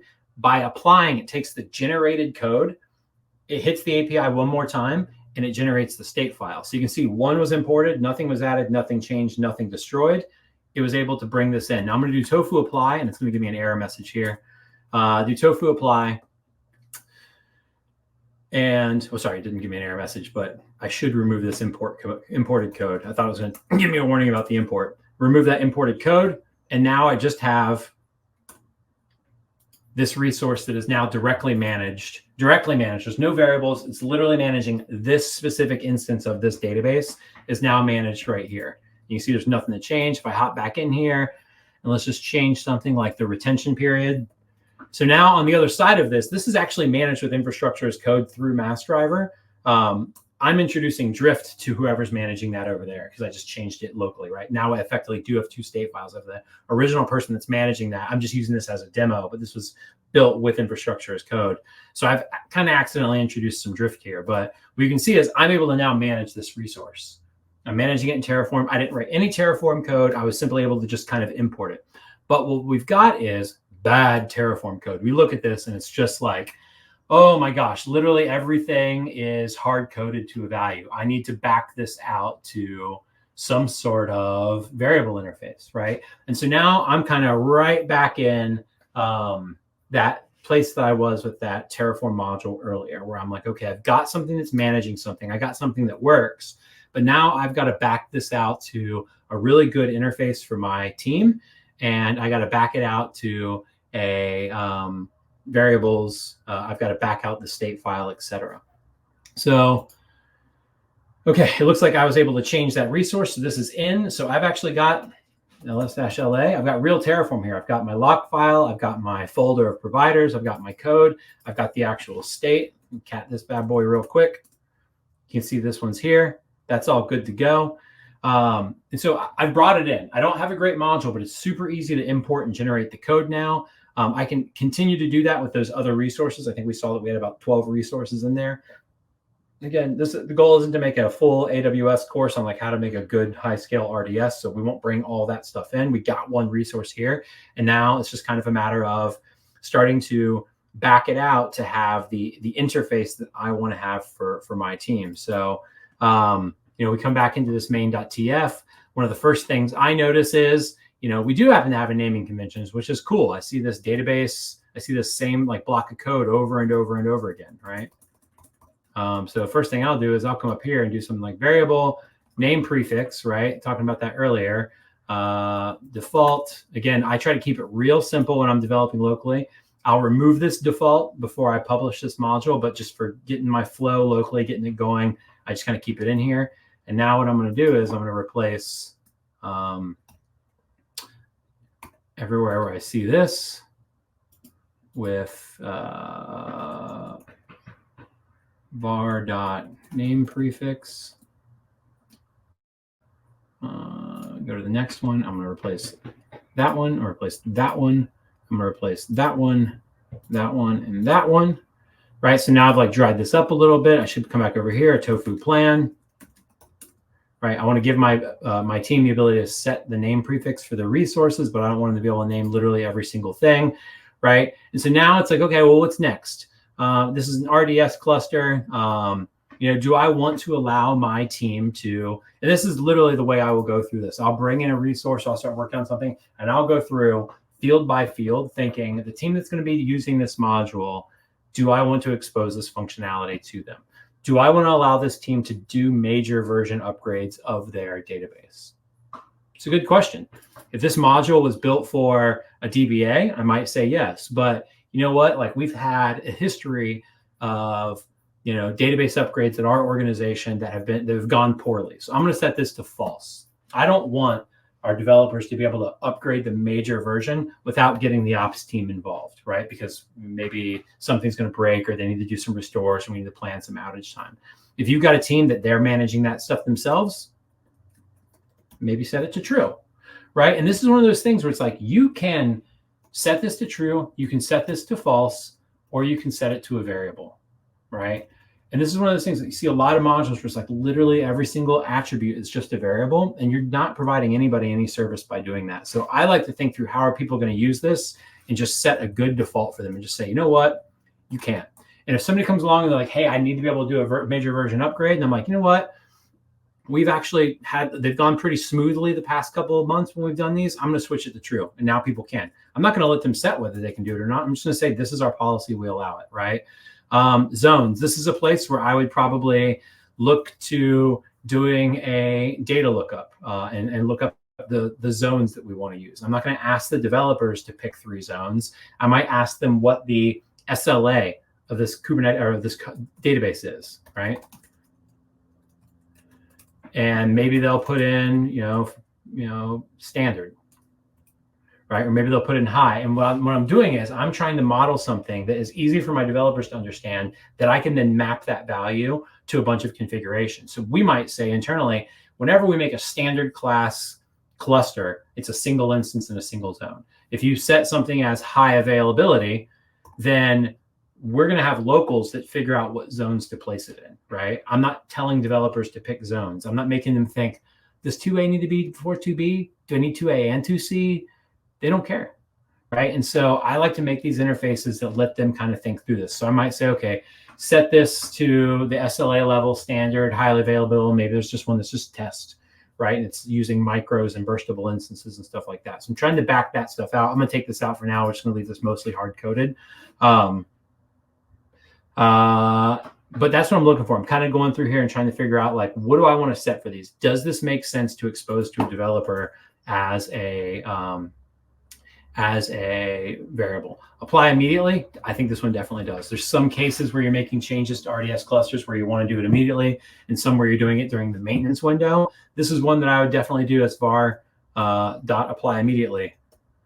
And I would probably set this to false, right? And again, the goal isn't to be an AWS guru over here, but apply immediately would let them say, like, hey, I'm making a change to the backtrack window, do it right now. I'm making a change to the retention period, do it right now, versus apply immediately. If you set that to false, it'll happen during the next AWS maintenance window. So yeah, a lot of values here. One of the other things I do when I'm importing infrastructure is there's some things that, like, you might not have an opinion on, right? And you can leave it set to null. Sometimes, like, things like this are a little confusing. I have an identifier that's set to a name prefix, and I have a name prefix. Right? Now, this one in particular is interesting. This is very much an AWS-ism, but AWS has the ability to set values, names, identifiers, and then there's a lot of services that offer this prefix. And you can set a prefix, and it will pick a random suffix that goes on it. I actually love that. That's actually how this name prefix that we have up here ended up with this jargon on the end of it. But when you're importing infrastructure, you can't really do that as easily, right? Like, this is the name of it. That resource exists. If I put this as the name prefix, watch this. When I go to apply that, or don't apply it will destroy it. So let me just go ahead and set this to true right now.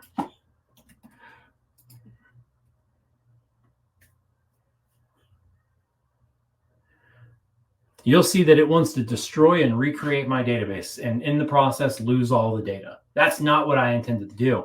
But what's happening here is I said that this is now the prefix. Where is it? I said that this is now the prefix. So what the provider is going to try to do is take this name that I have of a real resource and add some additional stuff to the end of it, right? So, like, while designing this module from scratch, or we haven't used it before, I'd probably be looking to use prefixes.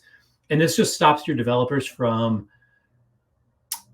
naming two resources the same and then just getting a failed build. It just adds random garbage to the end. The other fix for this is having a good naming convention so that you don't have conflicts, but conflicts happen occasionally. So this is one of those things you just kind of got to watch for when you're doing AWS infrastructure is that kind of stuff, because that could blow something away.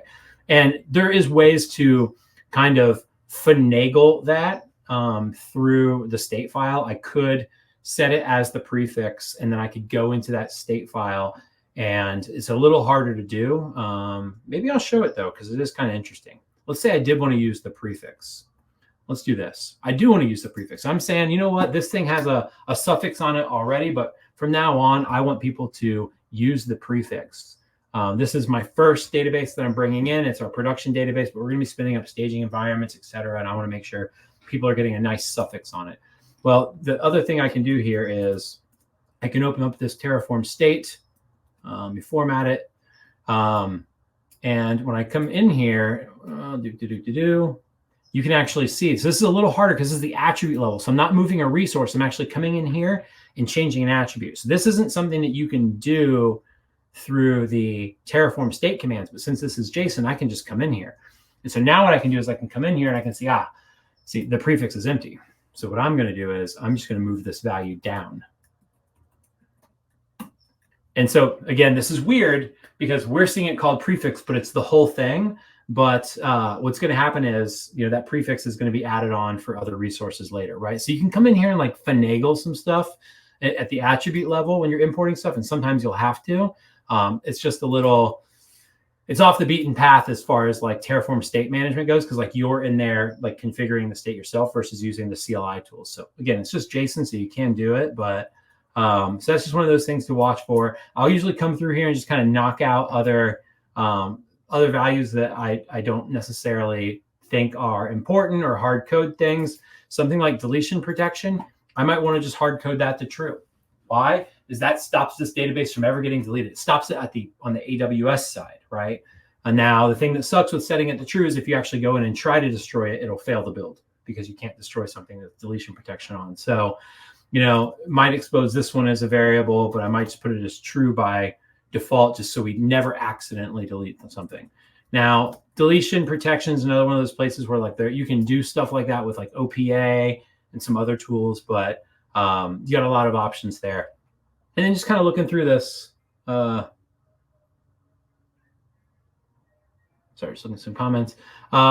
So a lot of variables here that we can back out. Some of the other stuff you're going to start seeing though, like when you're importing infrastructure, is you're going to start seeing references to other resources. So I can see here that I've got this key ID. Well, this is interesting, right? So this is where stuff starts to get a little wild. Do I want this key ID hard-coded in here? Probably not. When I make a second version of this module, it's probably going to have its own key. So what do? Do I take the key as a variable?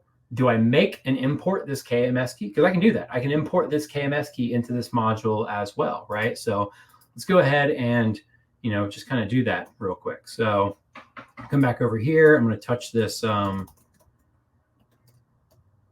import.tf. I'm going to add that same resource block here I had, or the import block I had before. What is it? What is the name of? I'm going to look up what the name of the resources that I'm importing this into. So it's going to be to AWS KMS key dot main, and then the ID is going to be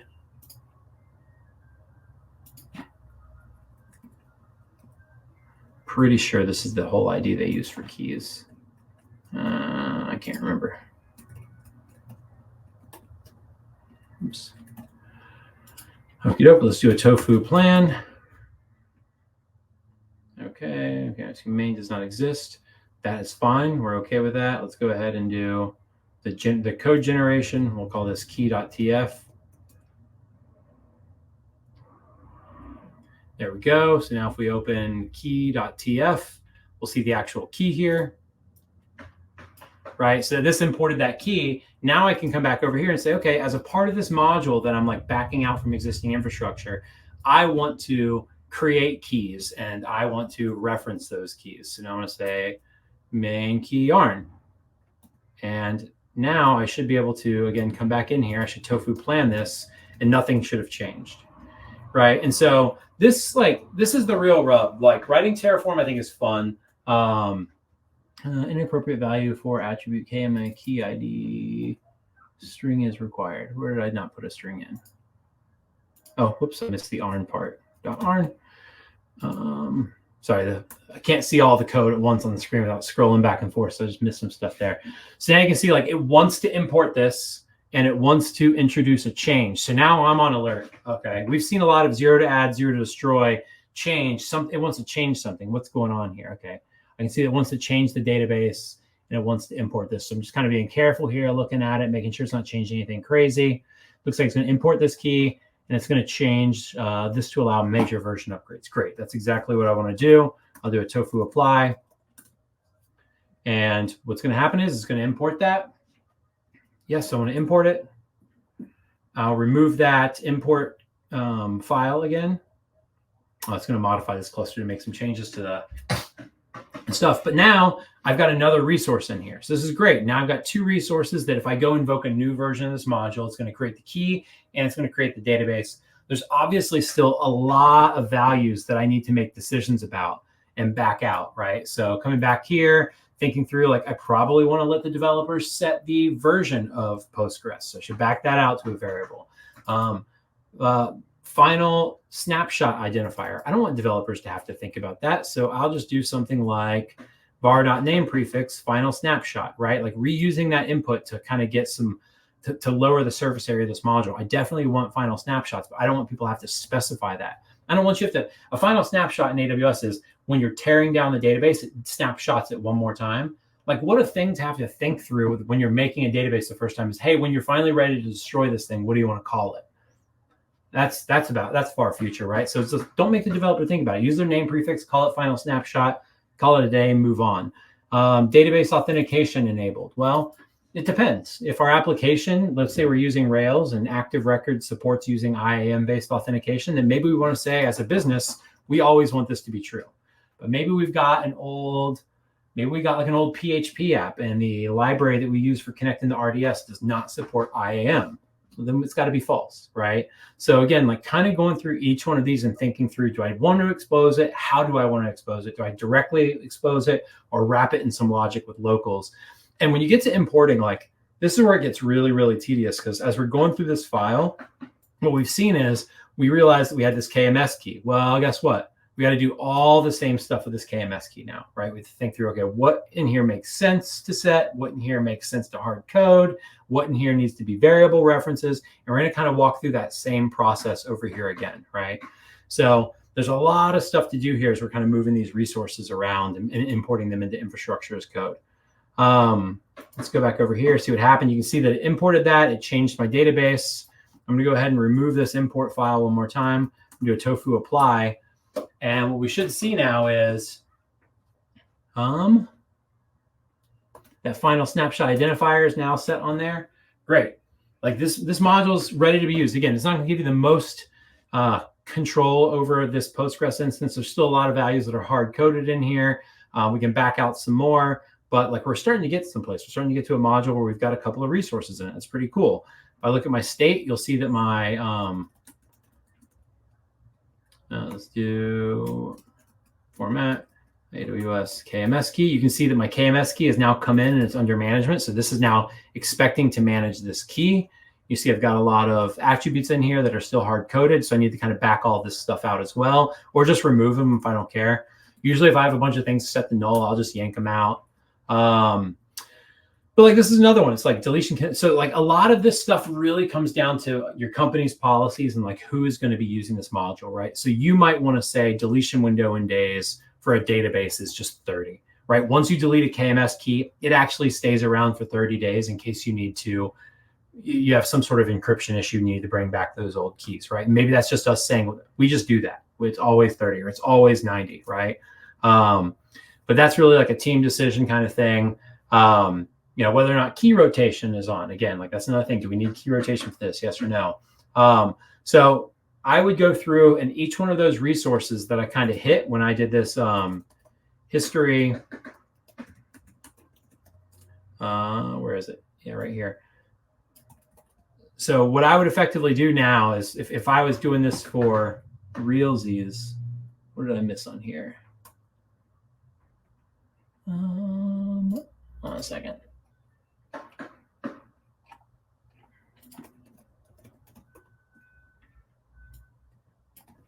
There we go. Snapshot. So what I would be doing right now is I would be doing that import block for every single one of these resources. And I'd probably be dumping it to its own file. So put an import block in for each one of these, tell it what type of resource I want to generate in Terraform. And I do that Terraform plan over and over and over again as I get to each one of these resources. So I'd start with the main one.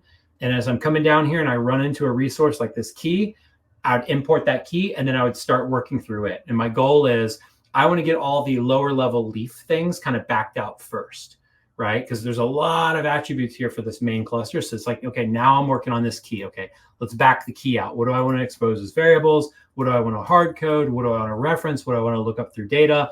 Once I get that done, I would switch right back over to this module and I'd be going down from here. Manage master user password, master password, kind of going through this, backing these out to either hard coding values, locals, or variables, just kind of going through this until I get to the next resource. And you see this next one is security group ID. So now I'd go back to that exact same flow. I'd pop back over here, I'd touch this import, open up the import, and then I would import this block from this security group, right? So it's like, okay, ID equals this, and it's going to go to, and it's going to be AWS. Sorry, I don't think you guys can see this either. It's not fitting on my screen anymore. AWS security group.main. And now I'm right back over here again, and I'm going to do tofu plan. It's going to tell me that I need to output this to a file. Let's go ahead and dump this to security group.tf. It's going to dump that code. I'm going to have a security group.tf now. Conflicting in main arguments, AWS security group name prefix with name prefix code, sg.tf. So this is just telling me that that prefix thing, again, very much an AWSism. This provider resource, for whatever reason, set them both, right?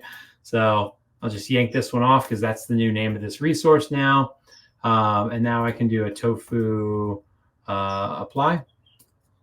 And it's going to tell me that I've got the code now. It's going to want to import that code into my state. I've imported it. I'll remove that import. And if I come back to my Terraform state now, format document, security group.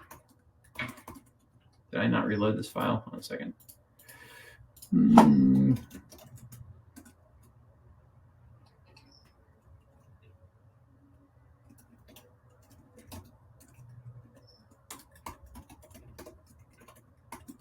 Security group. You can see that security group came in under management, and that's here. So now what I would do is I would immediately start looking at this again. Like I go through that main resource. On every single attribute, I'm thinking, do I want to hard code this? Do I want to compute some logic, or do I want to expose it to a developer? As soon as I hit a reference to another resource, I'll kind of switch context and then focus on that resource. So now I'd be going through this security group thinking, okay, how do I want to control access to this Postgres database? I'm not going to let them pick the port. We decided we're a company where we always keep 5432 for Postgres. So that's what it is. If you decide that you're going to change that port, maybe you want to expose it to the developers, let them pick the port. In our case, we're just going to keep it hard coded. Do I want to limit CIDR blocks that can access this? Do I want this to be exposed to the public internet, right? Do I want to lock it down to the subnet of that my application is on, right? So I'm trying to make all these decisions. And as I work through this resource and I get this one all backed out to variables, et cetera, that's when I will move on back to the main resource, that RDS database. In this case, you can see that it's referencing a VPC ID. Now, we're talking about our database here. We probably don't want to be making a VPC in the same module as our database, right? Because now when you want to make a Kubernetes cluster, you have to reference the RDS module. That doesn't make any sense. So this is something that I'd probably want to be accepting as an input to this module. So I'm going to pop over here, go into my variable. I don't have a variables file yet, do I? I don't. where are my variables at? I'm just putting them up here. So I'll back this out, make a variable module now, or a variable file. And now I'm going to say, okay, you know what? I need to know what your VPC ID is. Again, I will just hard code it while I'm working through it, so I don't have to keep setting values at the command line or in a TF vars. I usually just hard code all these. It also makes it very easy for me when I'm coming back in here to remember while I'm looking at the variable, like what value structure I'm looking for, like what this looks like. Is this a VPC ID or is it an ARN? And then before I get to publishing, I'll remove all these defaults and then back them out to a TF vars file. And what that would look like if we wanted to do that right now is effectively name prefix. Take this off. And then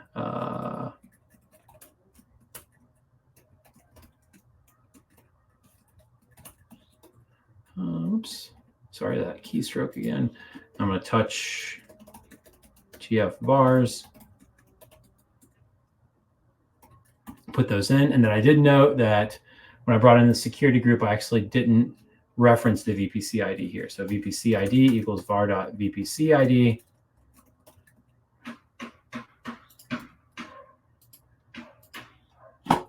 Tofu plan dash var file prod.tfvars, and I should see no changes, right? So this is the hard part of the job. Again, it's real tedious. You're bringing in a ton of resources into this module. You're trying to figure out the footprint and the landscape of this module, what you want to expose, what you want to code in, right? And it's just kind of this iterative approach. And this is why you're going to see a lot of these generation tools out there. They just don't do a great job.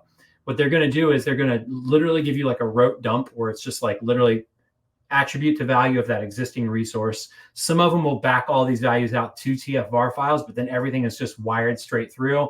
You'll have a DB cluster parameter name variable that is directly mapped to this attribute. Like that's really hard to use. Like what I find is best is just kind of coming through here, importing the resources, seeing their raw values, and then just backing out the API I want to give the developers. And I'm constantly coming back here. I'm looking for this real production infrastructure to have no changes. That's how I know I'm doing a good job. So directory 6, we'll call it workspaces. I'm going to change into this real quick, and we'll just kind of illustrate this. So workspaces, everything that we've been doing so far is we've been kind of blending the idea of modules that you share with the root module, right? And what I mean by that is if we go back to the CC2 instance, right, I've got Terraform code that manages resources, but then I've got my Terraform state like right here, right? Like this isn't just a module that manages EC2 instances. This is actually the EC2 instance, right? And so in Terraform, this module can be a root module that I'm actually executing, or it can be a module that I use. And so what I mean by that is I can, let's go ahead and let's just do tofu destroy. I can't remember if I destroy this one. Okay, remove Terraform state. Okay, remove that key pim. Okay. And then cat this variables file. Very cool. Okay, so now if I go into this workspaces, I'm going to touch main.tf. Let's say that I've backed that EC2 instance out to like a really good module that really just defines like how we want to run our apps. So what I can do is I can reference other modules. Source equals ... / EC2 instance. And with this module, I get to give it a name just like anything else. I give it a source, which can be a Git version, can be a Git ref, it can be a local file path. And then all those variables that are exposed are now exposed to me as attributes on this module. So your name prefix, OpenTofu, webinar, workspaces 0816, or it's not 16. And then what's the other thing that I exposed over here? Look at the variables for this instance memory. And so let's say, yeah, I need 1 gig of memory here. So like now that I'm sitting in this workspace, or not this workspace, it's not a workspace yet. I can do tofu plan, right? Tofu init is telling me I don't have this module downloaded. So when you do modules, it'll actually cache the modules in your current directory. So I did that tofu init. It's downloading a copy of that code from that directory, or it could be Git, or it can be someplace else. It's downloading a copy of that into that .terraform folder that we saw earlier. And now what happens is I can do tofu plan, And you should see that it's going to create a module with all those resources inside of it, right? So this is me starting to reuse code. So if I backed that EC2 instance out to like a really good definition of an app, and I backed out this RDS module to a really good definition of how we want our databases to work, now what I can start to do is I can piece those modules together in what's called a root module. And so what's the difference between a root module and a module? That you executed it, right? So what's crazy is I can go change into this apps directory and execute that, and it would be a module, but I also have an instance of it. So it's kind of also a root module at the same time, right? Like the code is the module, the root module is an executed instance of that thing, right? And so it's a bad practice to kind of have a module that you're using also be like just raw executed. What you usually want to do is design these modules and then pull all these modules together into a concept, like a project. Like this, I call this workspaces because that's what the demo is about. But what I'd probably do in real life is, I might call this, 6. Let's go ahead and do this. Change our 3.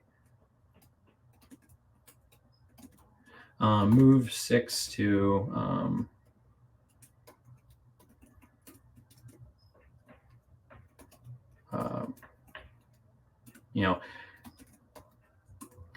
I would kind of take this directory that I'm going to bring all this Terraform together in. I'd call it like my app or whatever your project is, e-commerce API, data ETL pipeline, right? Like it's this big concept that makes sense to your business. You know what your data ETL pipeline is, or maybe your FTP processing pipeline, right? And that thing might be composed of an S3 bucket module and an FTP server that you're running as an EC2 instance. You have a bunch of these different modules that your company has kind of built saying like, this is how we run these individual services. And now you can kind of just grab them all and start gluing them together inside this project.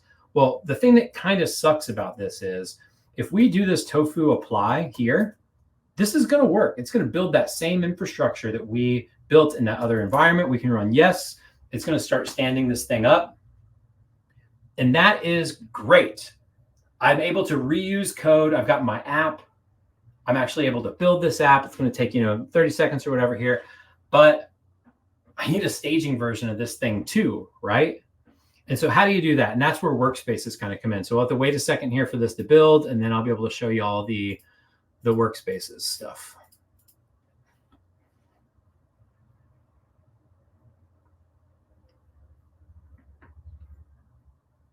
Should have did a Lambda. There we go. Okay, sweet. So now we can see that I have this Terraform state. Again, code Terraform state. You can see if I format this, that it's got these managed instances in here. You also notice there's this module key. So it's saying it is managed, but it's coming through another module that we've referenced from elsewhere. But it's got all this infrastructure. You can see that I have no outputs this time, though. So your outputs aren't automatically outputted from other modules. So I can do output URL, and I can say value equals module.app, so you can reference just like you can other things. And I think what do we call this? We call it instance URL, right? And so now if I rerun this, you can actually bring out the outputs from your other modules. And again, like the goal is we don't want to just like expose every single thing in the world. It's selectively exposing what matters to this current module. Right. And so in this module, I might just want to say, hey, don't worry about all the other things that we can output. Like, here's the server of where you can reach this app. Right. And so now I'm actually taking this module, pulling something out. But I have a production environment. I have a staging environment. Right. So what I want to do is I want to come in here. I'm going to grab these two values and very similar. Now you can imagine that I've got, module RDS, right, or module Postgres here as well. Right. And kind of stitching all this stuff together. So now what I want to do is I want to make a workspace. I don't want my staging and production environment to have like the same life cycle. I don't want them to be in the same literal state file. I want two different state files. So what I'm going to do is I'm going to go ahead and destroy this, just make this nice and clean. Tofu destroy. Actually, I'm not going to do that just so we don't have to wait for it. I'll go ahead and do tofu workspace. And I'll do tofu workspace list. And so this whole time, we've actually been in a workspace called default. I usually try not to use the default workspace because no one knows what default means. It means you didn't make a decision, right? And so usually what I'll do is like, if I'm using the default workspace, it'll usually be like if I'm just debugging and like working through something, and then I'll usually tear it down. You can make your own workspaces as well. And so if I do tofu workspace new, let's call it staging. You've created a tofu workspace list. You can see that I've got 2 workspaces now, default and staging. Now, if I list my files, what's going on here? Like, not much has changed, right? You will notice that I've got this, you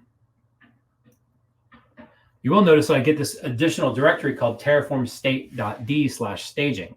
So this is where it's going to start trying to store the state for this, this staging workspace of this My App module, right? And so one of the best ways to think about this is you've got all these individual modules that define how your business wants to run a cloud service. You start pulling them together into a root module, or think of it more of like a project. But now this project, you want to stamp out multiple times. I want a production environment, I want a staging environment, I want a test environment, and I want a disaster recovery environment. You can kind of think of those different stamped out environments as your workspaces. So now I'm ready to go. I'm ready to build I'm going to just go ahead and do a tofu plan. We just saw that we built this, right? We just saw that when we did Terraform plan apply earlier, it built this thing. We even have the state file still where we can see this thing. But let's go ahead and do tofu plan now. And what we'll see is that it doesn't think anything exists. Even though the state file is here, it says it has 4 to add. And that's because we're in a different workspace now. So if I tofu apply this, I hope I don't get any conflicts on naming conventions. I might. What we're going to see is it's going to go through that same process. It actually did run into a naming convention thing. So I'm going to just do this real quick. Tofu workspace, select default. Tofu workspace or tofu destroy.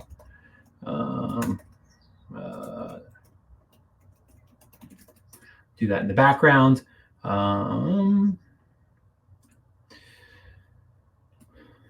Okay, so now I'm going to destroy that workspace. So what effectively happened was I had a unique name on the a unique name that conflicted between the 2 environments. So it was just saying that it already existed when it went to try to create it. So I'm just going to destroy it real quick so we can see how this works when you're using an actual workspace.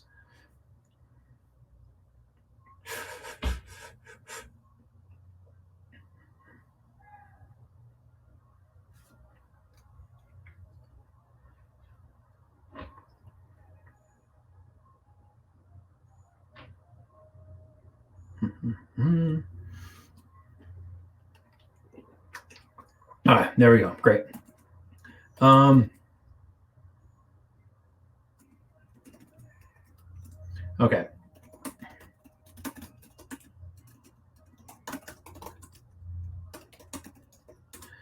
Go ahead and tofu apply this. We're going to build out that same environment. But now we're like actually in a workspace that we're calling staging.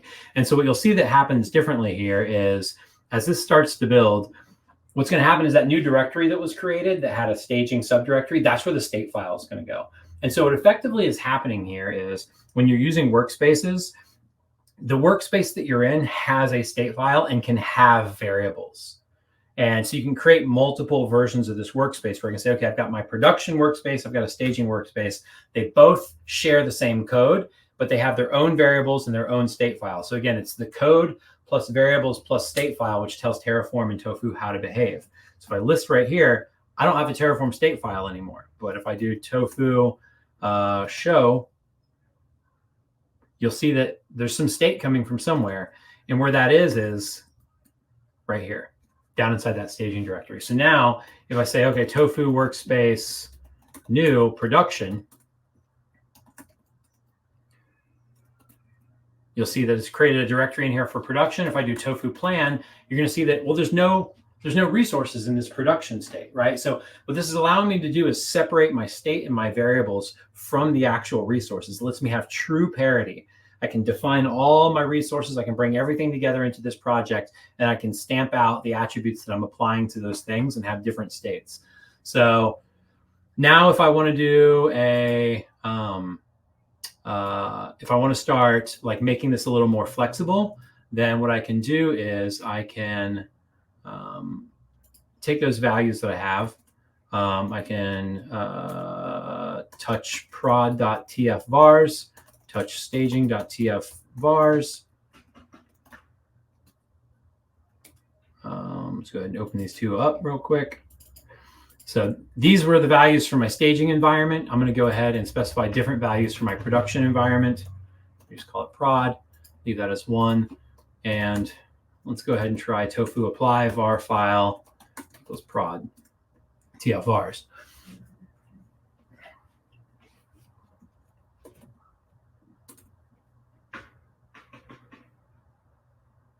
Whoops, I forgot to assign that in the, sorry, I just messed something up here.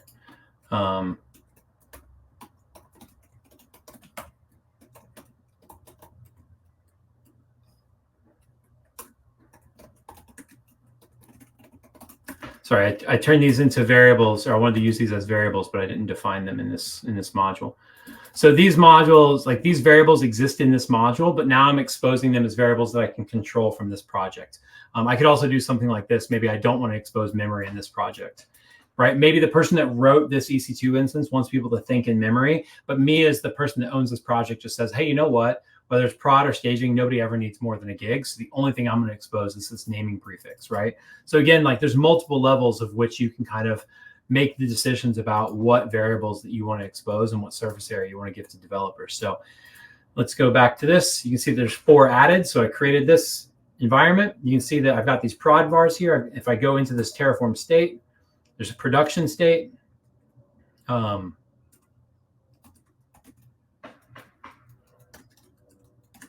come back to staging. You can see that I've got a production state file and I've got a staging state file. So now the same bag of code that I have here is being driven by the workspace that I'm in and these TFVars. So I can say, okay, let's go ahead and do tofu workspace select staging, right? I wasn't pushing variables into my staging environment. I had it hard coded earlier. So I'm going to go ahead and tofu apply -var file staging TFVars. And now the real catch here is, again, you're applying variables to this thing. So you got to apply the right ones. If I apply the production vars to my staging environment, so tofu workspace list, I'm on my staging environment. But if I apply my production values to my TFVars for my staging environment, it's going to try to destroy stuff, right? Like it's one bag of code. I've currently told it based on my workspace what state file to use, but I still have to supply the the variables. And so if I accidentally put my production variables in, it's going to try to destroy some stuff. So you do have to be careful about what variables you're inputting into this thing.